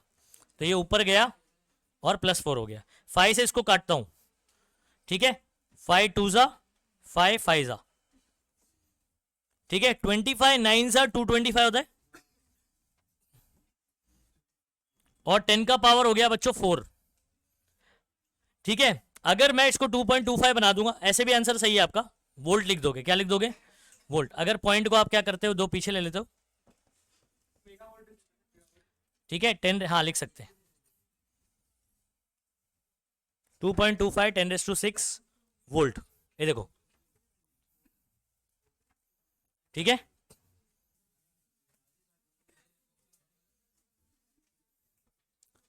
अगला सवाल है, डायपोल मोमेंट आपको दिया गया है, डायपोल मोमेंट का क्या सिंबल है,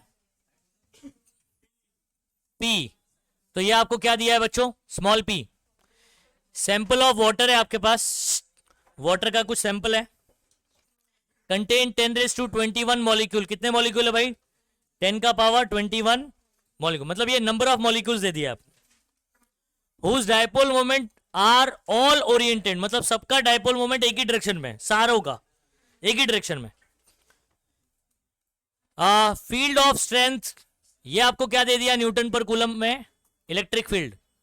कैलकुलेट वर्क, क्या पता करना है, वर्क θ1 0 से इसको आप परपेंडिकुलर यानी 90 रोटेट करना है। तो आप बात को समझो, ये इलेक्ट्रिक फील्ड है, क्या है ये भाई, आपका ये डायपोल है, ऐसे वाटर के डायपोल। एक वाटर के बारे में बताता हूं पहले, एक वाटर ऐसे ओरिएंटेड था, इसको आपको 90 डिग्री रोटेट करना है। कितना रोटेट करना है, एक वाटर नहीं है आपके पास, कितने वाटर है, 10⁻20। पहले लेकिन एक वाटर के बारे में बात करो कि एक वाटर का मॉलिक्यूल का डायपोल इधर है, अगर इसको 90 0 से 90 ले जाना है तो वर्क कितना करना पड़ेगा, कुछ याद आ रहा है, वर्क का फॉर्मूला हम लोग ने किया हुआ है, PE cos θ1 माइनस cos θ2।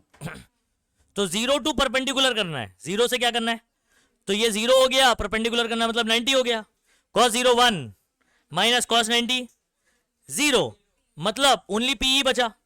ये सिर्फ एक वाटर के लिए हुआ, ऐसे कितने वाटर के लिए करना है, 10:2 मतलब n वाटर के लिए करना है तो NPE फॉर्मूला बन जाएगा ना। ओके तो आपका फॉर्मूला बन जाएगा for n molecules of water W is equal to NPE cos theta 1 minus cos theta, और थीटा 1 0 और थीटा 2 क्या है 90 है। खत्म। चलो आ जाओ डेटा लिखो बच्चों। स्मॉल p लिखो 6.3 10 का power minus 30 coulomb metre. n दिया हुआ है 10 का पावर 21 और E दिया हुआ है 2.5 10 का पावर बोलो 5 न्यूटन पर कूलम। उसके बाद थीटा 1 इज 0, थीटा 2 इज 90। आपको पता करना है W। फॉर्मूला क्या बता दिया बच्चों मैंने आपको, NPE 10 का पावर 21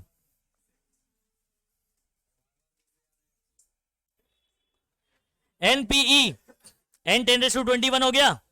ये P कितना है 6.3 10 का पावर माइनस 30, E है 2.5 10 का पावर पाई।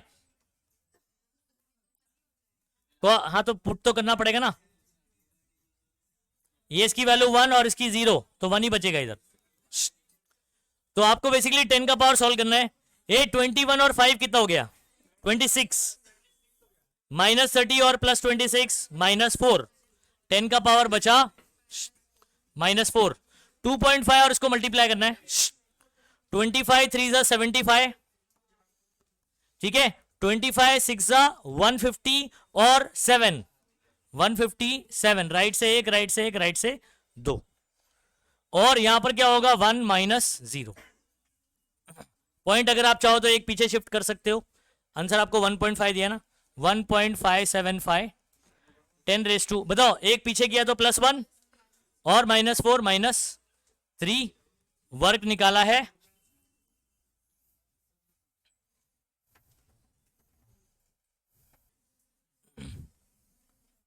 तो हमारे पास कितने चार्ज है बताओ, एक पॉजिटिव और एक। अच्छा आपको क्या कह रहा है इस क्वेश्चन में, डायग्राम बना के दिया हुआ है और ये वर्ड्स में बोला गया है कि कहां रखा गया है, तो डायग्राम दिया है तो चिंता करने की जरूरत नहीं है, ठीक है। अच्छा यहां पर बोला है 0,6 पे रखा हुआ है, ये देखो अ चार्ज 6 माइक्रोकूलम ओरिजिन पे, तो ये तो ओरिजिन पे हो गया, और -5 माइक्रोकूलम कहां पर है बच्चों ए पॉइंट पे जिसका कोऑर्डिनेट 0,6 है, मतलब क्या ये वैल्यू आपको दे दिया है 6। अच्छा उसके बाद सुनो क्वेश्चन सुनो, एक पी पॉइंट भी दिखाई दे रहा है आपको।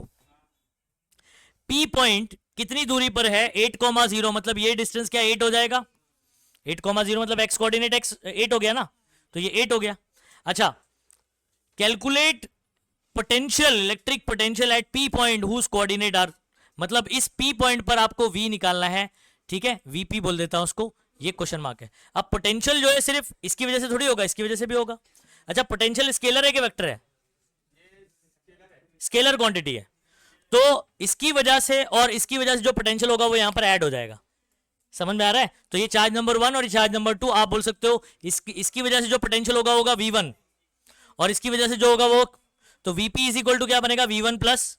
अच्छा पॉइंट चार्ज के लिए V का फॉर्मूला KQ/R, यानी डिस्टेंस पता होना चाहिए, चार्ज पता होना, चार्ज पता है, डिस्टेंस इसका पता है, इसका डिस्टेंस नहीं पता है, पाइथागोरस से कर लेंगे। तो आपको अगर यहां से ये वाला डिस्टेंस पता करना है, 6 और 8 दिया है ना, ये 10 हो जाएगा मालूम है आपको, कैलकुलेट करके बताना पड़ेगा लेकिन, ओके। तो ए से ये वाला डिस्टेंस हो गया, और क्या नाम है जो ओरिजिन पे उसका डिस्टेंस आपको ऑलरेडी पता है, ठीक है। उसके बाद और क्या पूछा है, calculate work done to bring proton from infinity to the point P, what is the significance of negative sign. और उसके अंदर नेगेटिव साइन आएगा, क्यों आएगा बताता हूं। पहले हम लोग वीपी निकालते हैं, क्या निकालते हैं, इस पॉइंट पे अगर मुझे पोटेंशियल पता चल जाए, क्या पता चल जाए, तो आपको कोई पॉइंट का पोटेंशियल पता है कि इतना है, और आप किसी चार्ज को कहां से लेकर आ रहे हो इंफिनिटी से, तो आपको कितना वर्क करना पड़ेगा VQ करना पड़ेगा। क्या करना पड़ेगा, अब ये डिपेंड करता है कि वर्क आपका पॉजिटिव होगा नेगेटिव होगा, ये डिपेंड करता है कि यहां पर पोटेंशियल क्या है। फॉर एग्जाम्पल इसका आंसर आपका पॉजिटिव आ रहा है, क्या आ रहा है, और आप प्रोटॉन को लेके आ रहे हो, प्रोटॉन का चार्ज क्या है पॉजिटिव, और इस पॉइंट का पोटेंशियल क्या है पॉजिटिव, मतलब पॉजिटिव पॉइंट पे आप पॉजिटिव को लेकर आ रहे हो तो रिपल्शन होगा, तो मतलब आपको वर्क करना पड़ेगा। तो जब आप वर्क करोगे तो नेगेटिव होगा कि पॉजिटिव होगा उसके अगेंस्ट में, क्योंकि इलेक्ट्रिक फील्ड कैसे निकालेगा, ये बाहर की तरफ, और आप प्रोटॉन को ऐसे लेकर आ रहे हो, तो जब यहां लेकर आ रहे हो तो इलेक्ट्रिक फील्ड के अगेंस्ट में काम कर रहे हो, तो आपका जो वर्क होगा वो नेगेटिव होगा। तो आपको बोल रहा है what is the significance of negative sign, तो फॉर्मूला जब मैं लिखूंगा W is equal to Q into V नहीं लिखूंगा, क्या लिखूंगा, माइनस क्यू इंटू वी। और माइनस क्यों लिख रहा हूं मैं, work is done against the electric field, work हम लोग जो कर रहे हैं वो इलेक्ट्रिक फील्ड के। अब बोलेंगे सर हमको कैसे पता चला अगेंस्ट द, ये पोटेंशियल क्या आया, पॉजिटिव, अभी आया नहीं है, आएगा, तो ये पॉइंट वीपी निकालेंगे पॉजिटिव आने वाला है, तो पॉजिटिव आएगा मतलब इधर से इलेक्ट्रिक फील्ड निकलेगी, और आप किसी प्रोटॉन को पॉजिटिव पोटेंशियल पे लेकर आ रहे हो, तो आपको रिपल्शन करना पड़ेगा ना भाई, रिपल्शन होगा यहाँ पर, रिपल्शन के अगेंस्ट में लेकर आ रहे हो तो आपको एनर्जी लगानी पड़ेगी। तो if the work is done against the electric field, आपका वर्क क्या लिखा जाएगा, नेगेटिव। तो नेगेटिव साइन क्या सिग्निफाई कर रहे हैं यहाँ पर, work is done against the electric field, तो उसको बाद में लिखते हैं, पहले एक काम करते हैं, ये डायग्राम बना लीजिए, डायग्राम ही अपना डेटा हो गया, ठीक है, सोल्यूशन लिखो, सोल्यूशन डायरेक्ट लिखो, ये इधर सुनो, सोल्यूशन लिखते हैं, इसमें पाइथागोरस लगा लेते हैं, इसको ना ओ सेंटर दे दो, या तो ओरिजिन को ओ दे देता हूं, ठीक है, ओ पॉइंट दे देता हूं,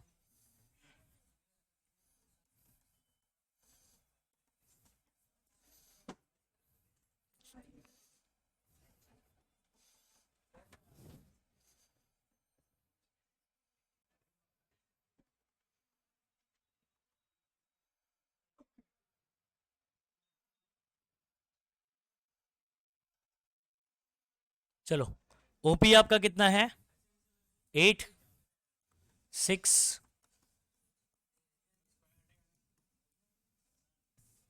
एपी लिख देंगे सिर्फ यहां पर, ठीक है, तो आपका एपी कितना आ गया बच्चों, 10, ये काय में दिया हुआ था मीटर में, तो ये भी काय में आएगा मीटर, अंडरस्टूड,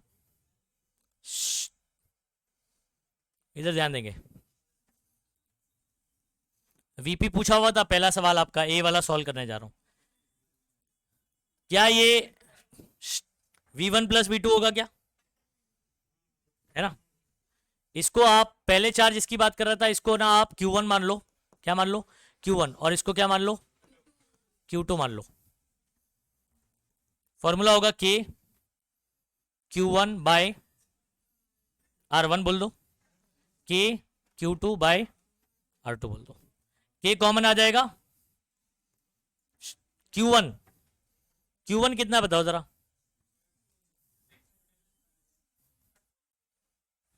पहले फॉर्मूला लिख देता हूं, K की वैल्यू 9 इंटू 10⁹ होता है, Q1 की वैल्यू कितनी है, 6 माइक्रोकुलम, कितना 6, अपॉन R1 कितना है, माइक्रो मैंने कॉमन निकाल लूंगा अभी, अपॉन इसका डिस्टेंस कितना बताओ 8, प्लस ये कितना है, तो -5 लिखना पड़ेगा आपको, हाँ,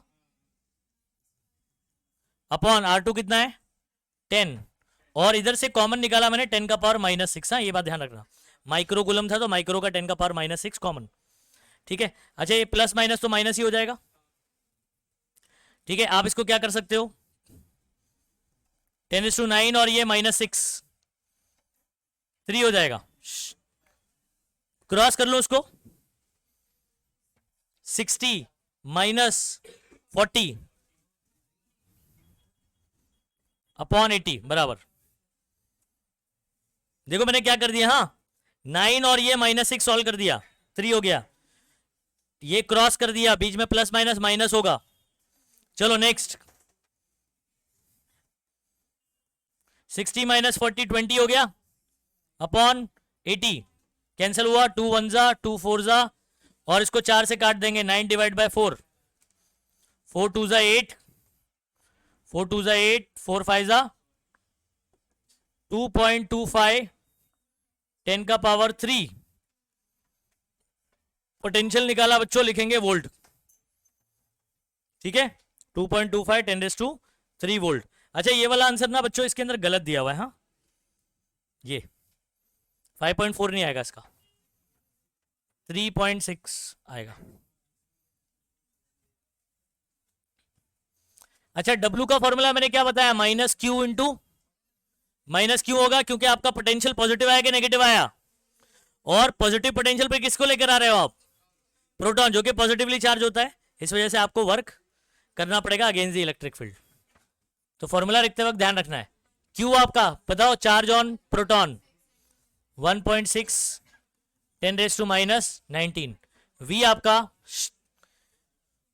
2.25 लिख सकता हूं, या तो मैं 9/4 भी लिख सकता हूं, 9/4, तो मैं इधर पे 9/4 लिख देता हूं, और 10⁻3 4 से काटूंगा 0.4 हो जाएगा, 9 4 36 3.6 हो जाएगा। समझे यहां क्या किया मैंने, -19 और 3 -16 हो जाएगा, ये आपका जूल में आंसर आ जाएगा। ठीक है, इधर पे बोलना हियर नेगेटिव साइन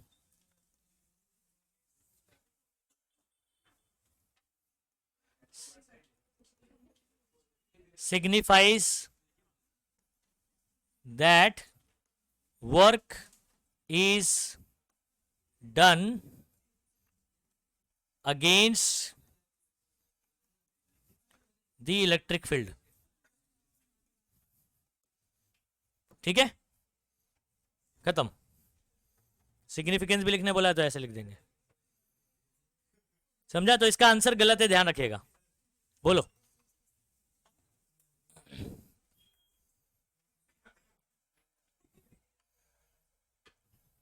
ओके। हमारे पास पैरेलल प्लेट कैपेसिटर कैसा है, each plate has area, area ये मतलब ए दे दिया। अच्छा, और between the plate, separation between the plate मतलब डी। पहला क्वेश्चन क्या है, कैलकुलेट कैपेसिटेंस मतलब सी। दूसरा, if this capacitor is connected to 100 volt what would be the charge on each plate, यानी क्यू पता करना है। तीसरा, how would the charge on plate affected if a 2 mm thick mica sheet. ठीक है, mica sheet कौन है, dielectric है। अच्छा, सेपरेशन कितना है, 2 mm है, और उतने का ही माइका शीट डाल दिया, यानी पूरा फिल कर दिया। के की वैल्यू कितनी है, 6 is inserted between the plate while the voltage supply remains connected, मतलब वोल्टेज अपने को वही लगा के रखना है, और डाइलेक्ट्रिक इंसर्ट करना है। तो आपको क्या पता करना है, चार्ज क्यू डैश पता करना है। चार्ज क्या होगा, कहानी समझाता हूं। हमारे पास एक कैपेसिटर है, एक बैटरी से लगा हुआ है, कैपेसिटर एक बैटरी से लगा हुआ है।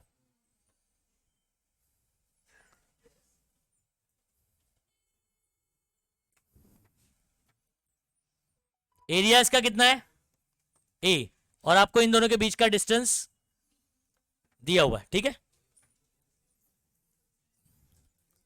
सी निकाल देंगे पहले, और ये कितने वोल्ट से लगा हुआ है,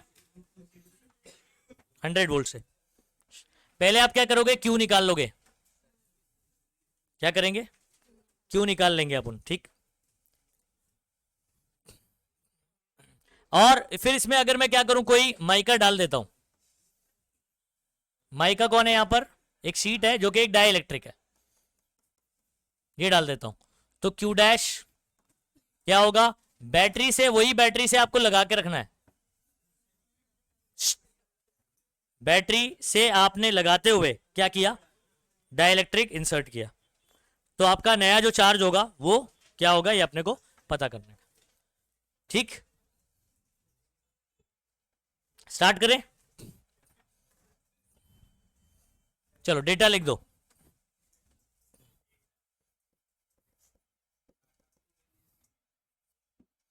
ए इज इक्वल टू लिखो,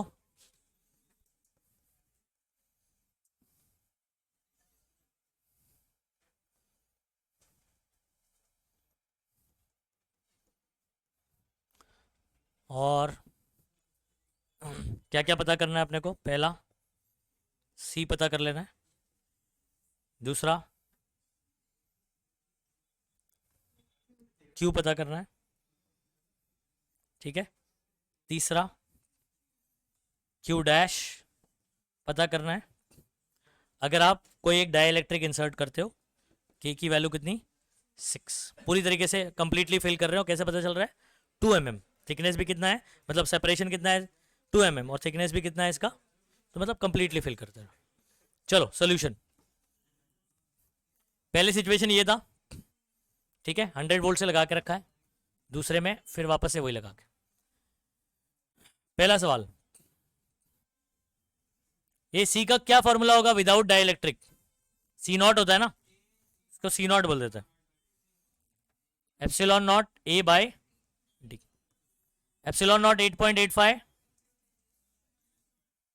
एरिया आपको दिया हुआ है 6 × 10 का पावर, डी आपको दिया हुआ है 2 × 10 का पावर -3 क्या हुआ 2 3 जा कैंसिल, 3 और इसको मल्टीप्लाई कर देना है, ओके 3 5 जा 15, 24 25 24 26, राइट साइड से 2 के बाद 10 का पावर -12 फराड, इसको आप पिको फराड भी लिख सकते हो। कैपेसिटेंस आ गया। दूसरा सवाल क्या है, charge. Q is equal to आपका CV होता है ना, तो C नॉट इंटू क्या हो जाएगा V, बहुत आसान है। C नॉट आपने निकाला है 26.55, 10 का पावर बोलो -12, अच्छा V आपका कितना है 100 वोल्ट, मतलब 10⁻², ना, ठीक है, डेटा में लिखा नहीं है ना, V इज इक्वल टू कितना 100 वोल्ट, -12 और ये 2 कितना हो जाएगा बच्चों, -10 हो जाएगा। अगर आप 0.1 पीछे करते हो 2.65 करते हो जैसा इन्होंने किया, ठीक है, ये वाले में भी इन्होंने कैसे किया है 2.65, 10 का पावर -11 किया हुआ है, ठीक है। ये आपका आ गया कूलम, क्या आ गया बच्चों कूलम, बस पॉइंट शिफ्ट आप कर लो, आंसर मैच हो जाएगा। तो ये आपका क्यू आ गया। अच्छा उसके बाद क्या पूछा है, ठीक है, चलो ये क्यू डैश के लिए फॉर्मूला क्या बनेगा,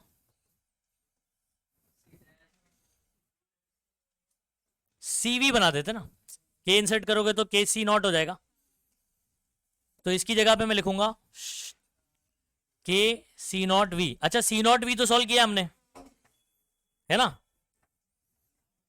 तो के इंटू कैपिटल क्यू भी लिख सकते हो, हाँ क्यू डैश, ये कितना हो जाएगा के 6 है, के 6 है, 6 इंटू, ये आंसर कर दो,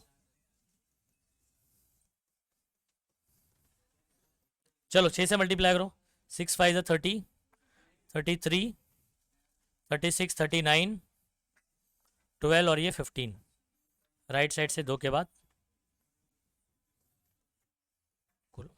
ठीक है। आप इसको, हाँ तो अगर आप इसको पॉइंट को एक पीछे लेते हो, देखो आंसर मैच हो जाएगा, पॉइंट एक पीछे लिया 15.93 -9 कूलम, पॉइंट एक पीछे लेते हैं तो पीछे का P प्लस, एक पीछे लिया 10 का पावर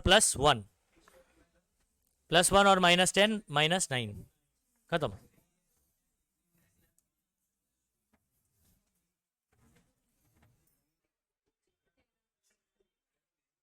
चलो अगला सवाल,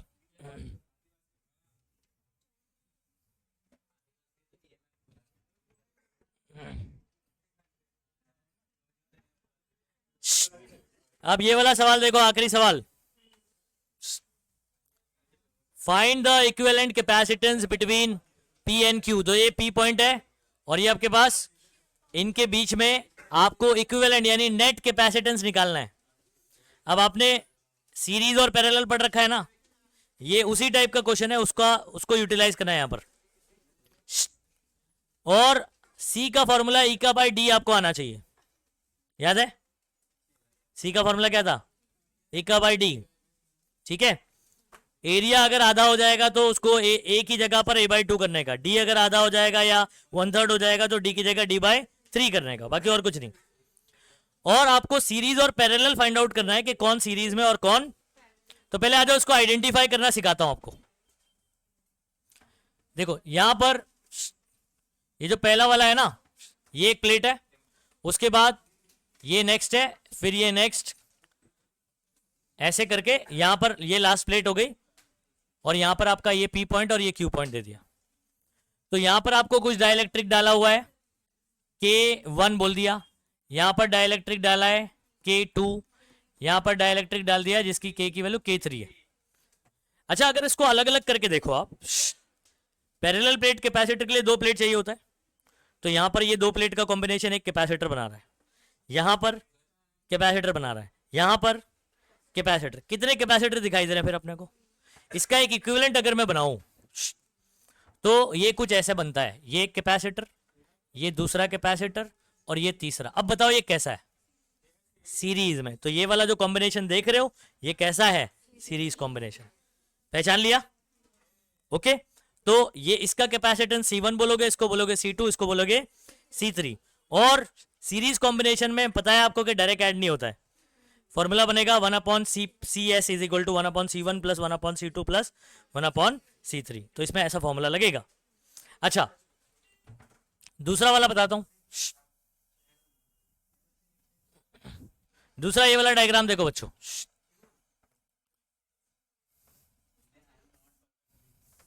ओके। हमारे पास ये एक प्लेट है, ये एक प्लेट दिखाई दे रहा है। अगर आप इसमें डिवीजन देखोगे तो एक ये डिवीजन है और यहां पर एक डिवीजन ऐसे देख रहे होंगे। यहां पर डाइलेक्ट्रिक K1, K2 और यहां पर क्या हो गया? K3। ठीक है। अच्छा, कनेक्शन ऐसे चल रहा है ना, ये P पॉइंट और Q पॉइंट ये दिखाई दे रहा है। अच्छा, यहां पर ऐसे आपको ये छोटा वाला इधर दिखाई दे रहा है, इसका आधा आधे में ये एक कैपेसिटर हो गया, और ये वाला, ये दोनों आपस में कैसे हैं? सीरीज में। और इनके इधर पे ये दोनों, ये लगा हुआ है एक, तो ये क्या हो गया? समझ में आ रहा है? तो ये दोनों आपस में सीरीज है और इसके पैरेलल, यानी इसका इक्विवेलेंट बनाऊं तो आपको देखो कैसे दिखाई देगा ये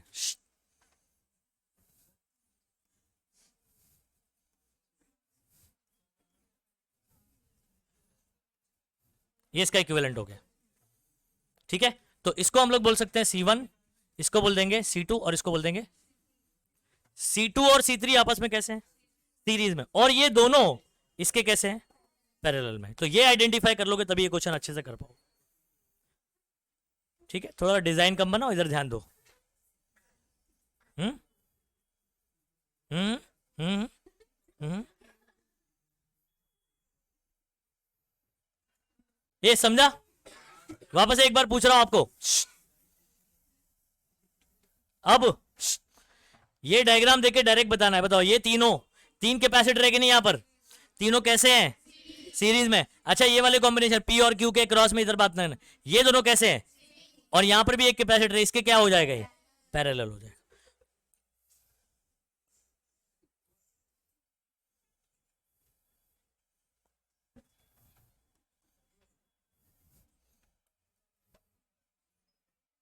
ओके, आप सुनो, पहला वाला डायरेक्ट सॉल्व करें।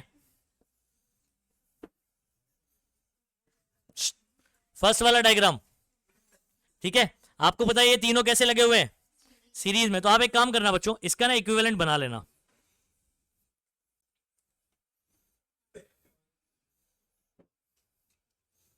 K1, K2, K3, इसका इक्विवेलेंट बना लेना।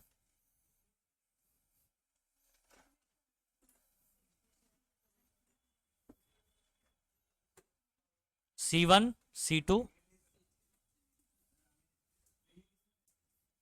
इसमें बीच में क्या लगा हुआ है? डाइलेक्ट्रिक लगा है, K1, K2, K3। कैसे लगे हुए हैं ये? सीरीज में। फॉर्मूला क्या बनेगा बच्चों इसके लिए? 1/CS इज इक्वल टू,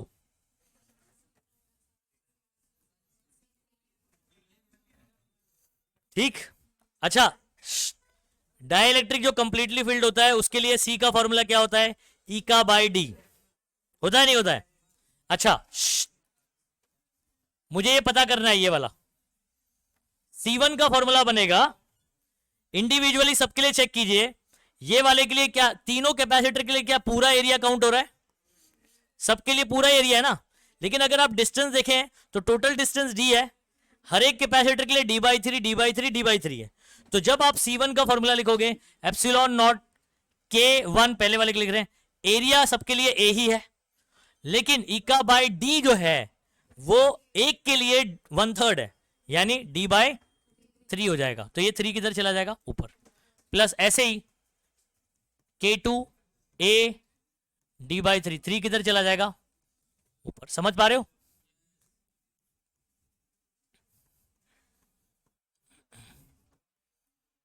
ऐसे तो 3 बाय, अच्छा मुझे बताओ कॉमन क्या आएगा, 3 तो ऊपर चला गया, ठीक है, और क्या कॉमन दिखाई दे रहा है, एप्सिलॉन नॉट ए, के अलग है सबका, तो मैं कॉमन निकाल लेता हूं। एक तो ये 3 ऊपर जाएगा 3, और नीचे बचेगा एप्सिलॉन नॉट ए, और इधर बचेगा 1/K1, 1/K2, 1/K3, 1/CS। हाँ डी, अच्छा सॉरी, मैंने गलत किया, sorry, my mistake, my mistake. See, इधर सुनो, 1/, बता रहा हूं मैंने क्या मिस्टेक किया, बताऊं, एप्सिलॉन नॉट, ठीक है, K1 A by D bye 3, तो 3 इधर आएगा, समझे, और ये डी अपॉन के अपॉन में ये ऊपर जाएगा, ऐसे।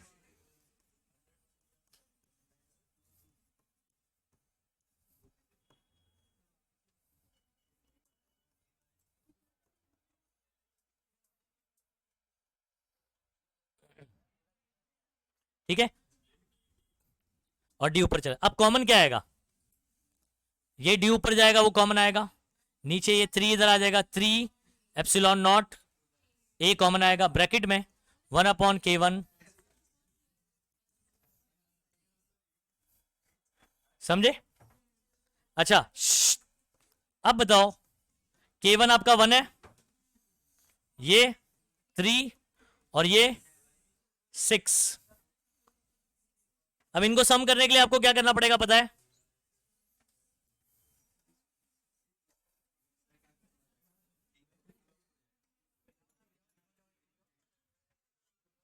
हाँ भाई, डी बाई 3 को ऊपर भेज दे तो 3 तो नीचे ही आएगा ना। ए, अगर मैं इसको मल्टीप्लाई डिवाइड बाय 2 कर दूं और इसको 6 कर दूं, तो नीचे 6 कॉमन हो जाएगा, मतलब एक बार लिखेंगे ना, और उधर पे 6 2 1 9, 9/6 हो जाएगा।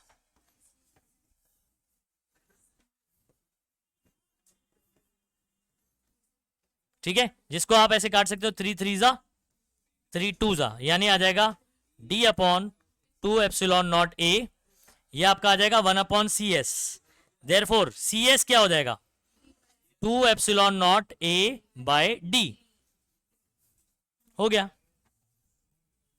समझे? ठीक,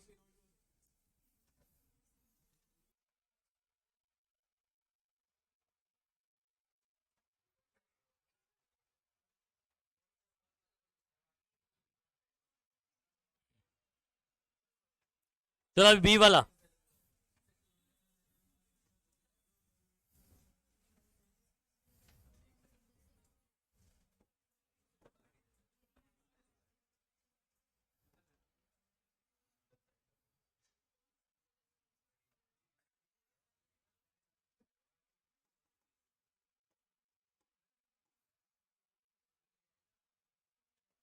ओके चलो बी वाला देखेंगे, इसका इक्विवेलेंट बनाते हैं बच्चों।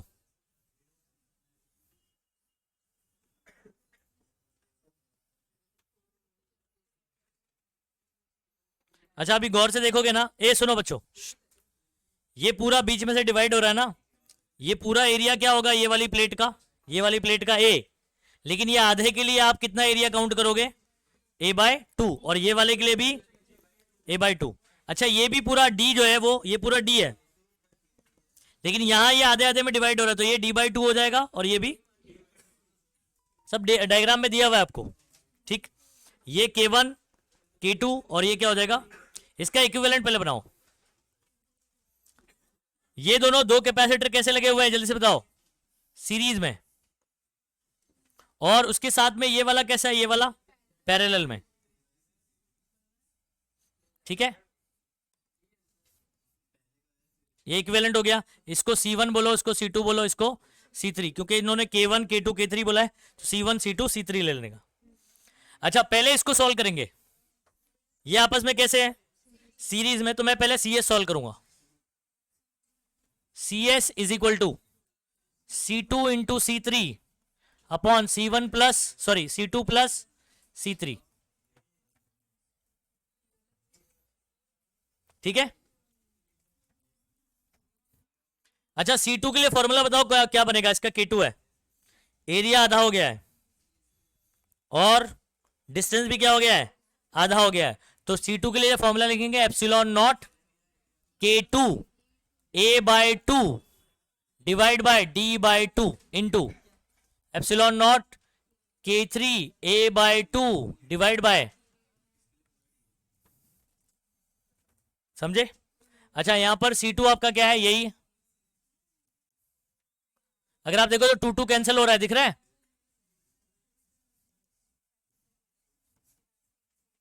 प्लस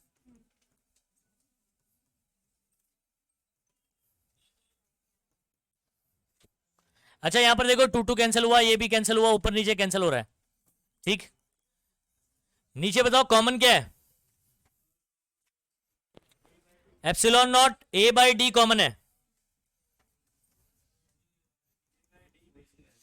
बचा क्या K2 प्लस K3, ऊपर epsilon naught K2 A by D, epsilon naught K3, ये 2 कैंसिल, A बाई D। अच्छा एक epsilon naught A by D, एक इसके साथ क्या हो गया, कैंसिल हो गया, तो आपका CS का फॉर्मूला क्या बन गया, एप्सिलॉन नॉट K3 की वैल्यू आप रख सकते हो, K3 कितना दिया हुआ है आपने को 6, K3 की वैल्यू रख दिया 6 A बाई D, नीचे K2 आपका कितना है, K2 है 3 और ये 3 प्लस 6, K2 भी है ना, सॉरी K2 भी है ना, सॉरी, एक काम करता हूँ फॉर्मूला लिखता हूँ पहले मैं, epsilon naught K2 K3 A by D, हाँ ठीक है D नीचे कर देता हूँ, K2 प्लस K3, अब वैल्यूज रख दो, एप्सिलॉन नॉट K2 K3, तो 3 6 18,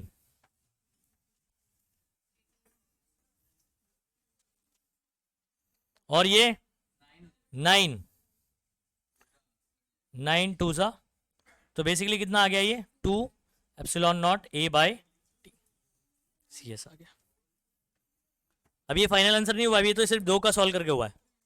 अच्छा ये C1 के साथ डायरेक्ट ऐड हो जाएगा, ओके, तो फाइनल जो इक्विवेलेंट आएगा CP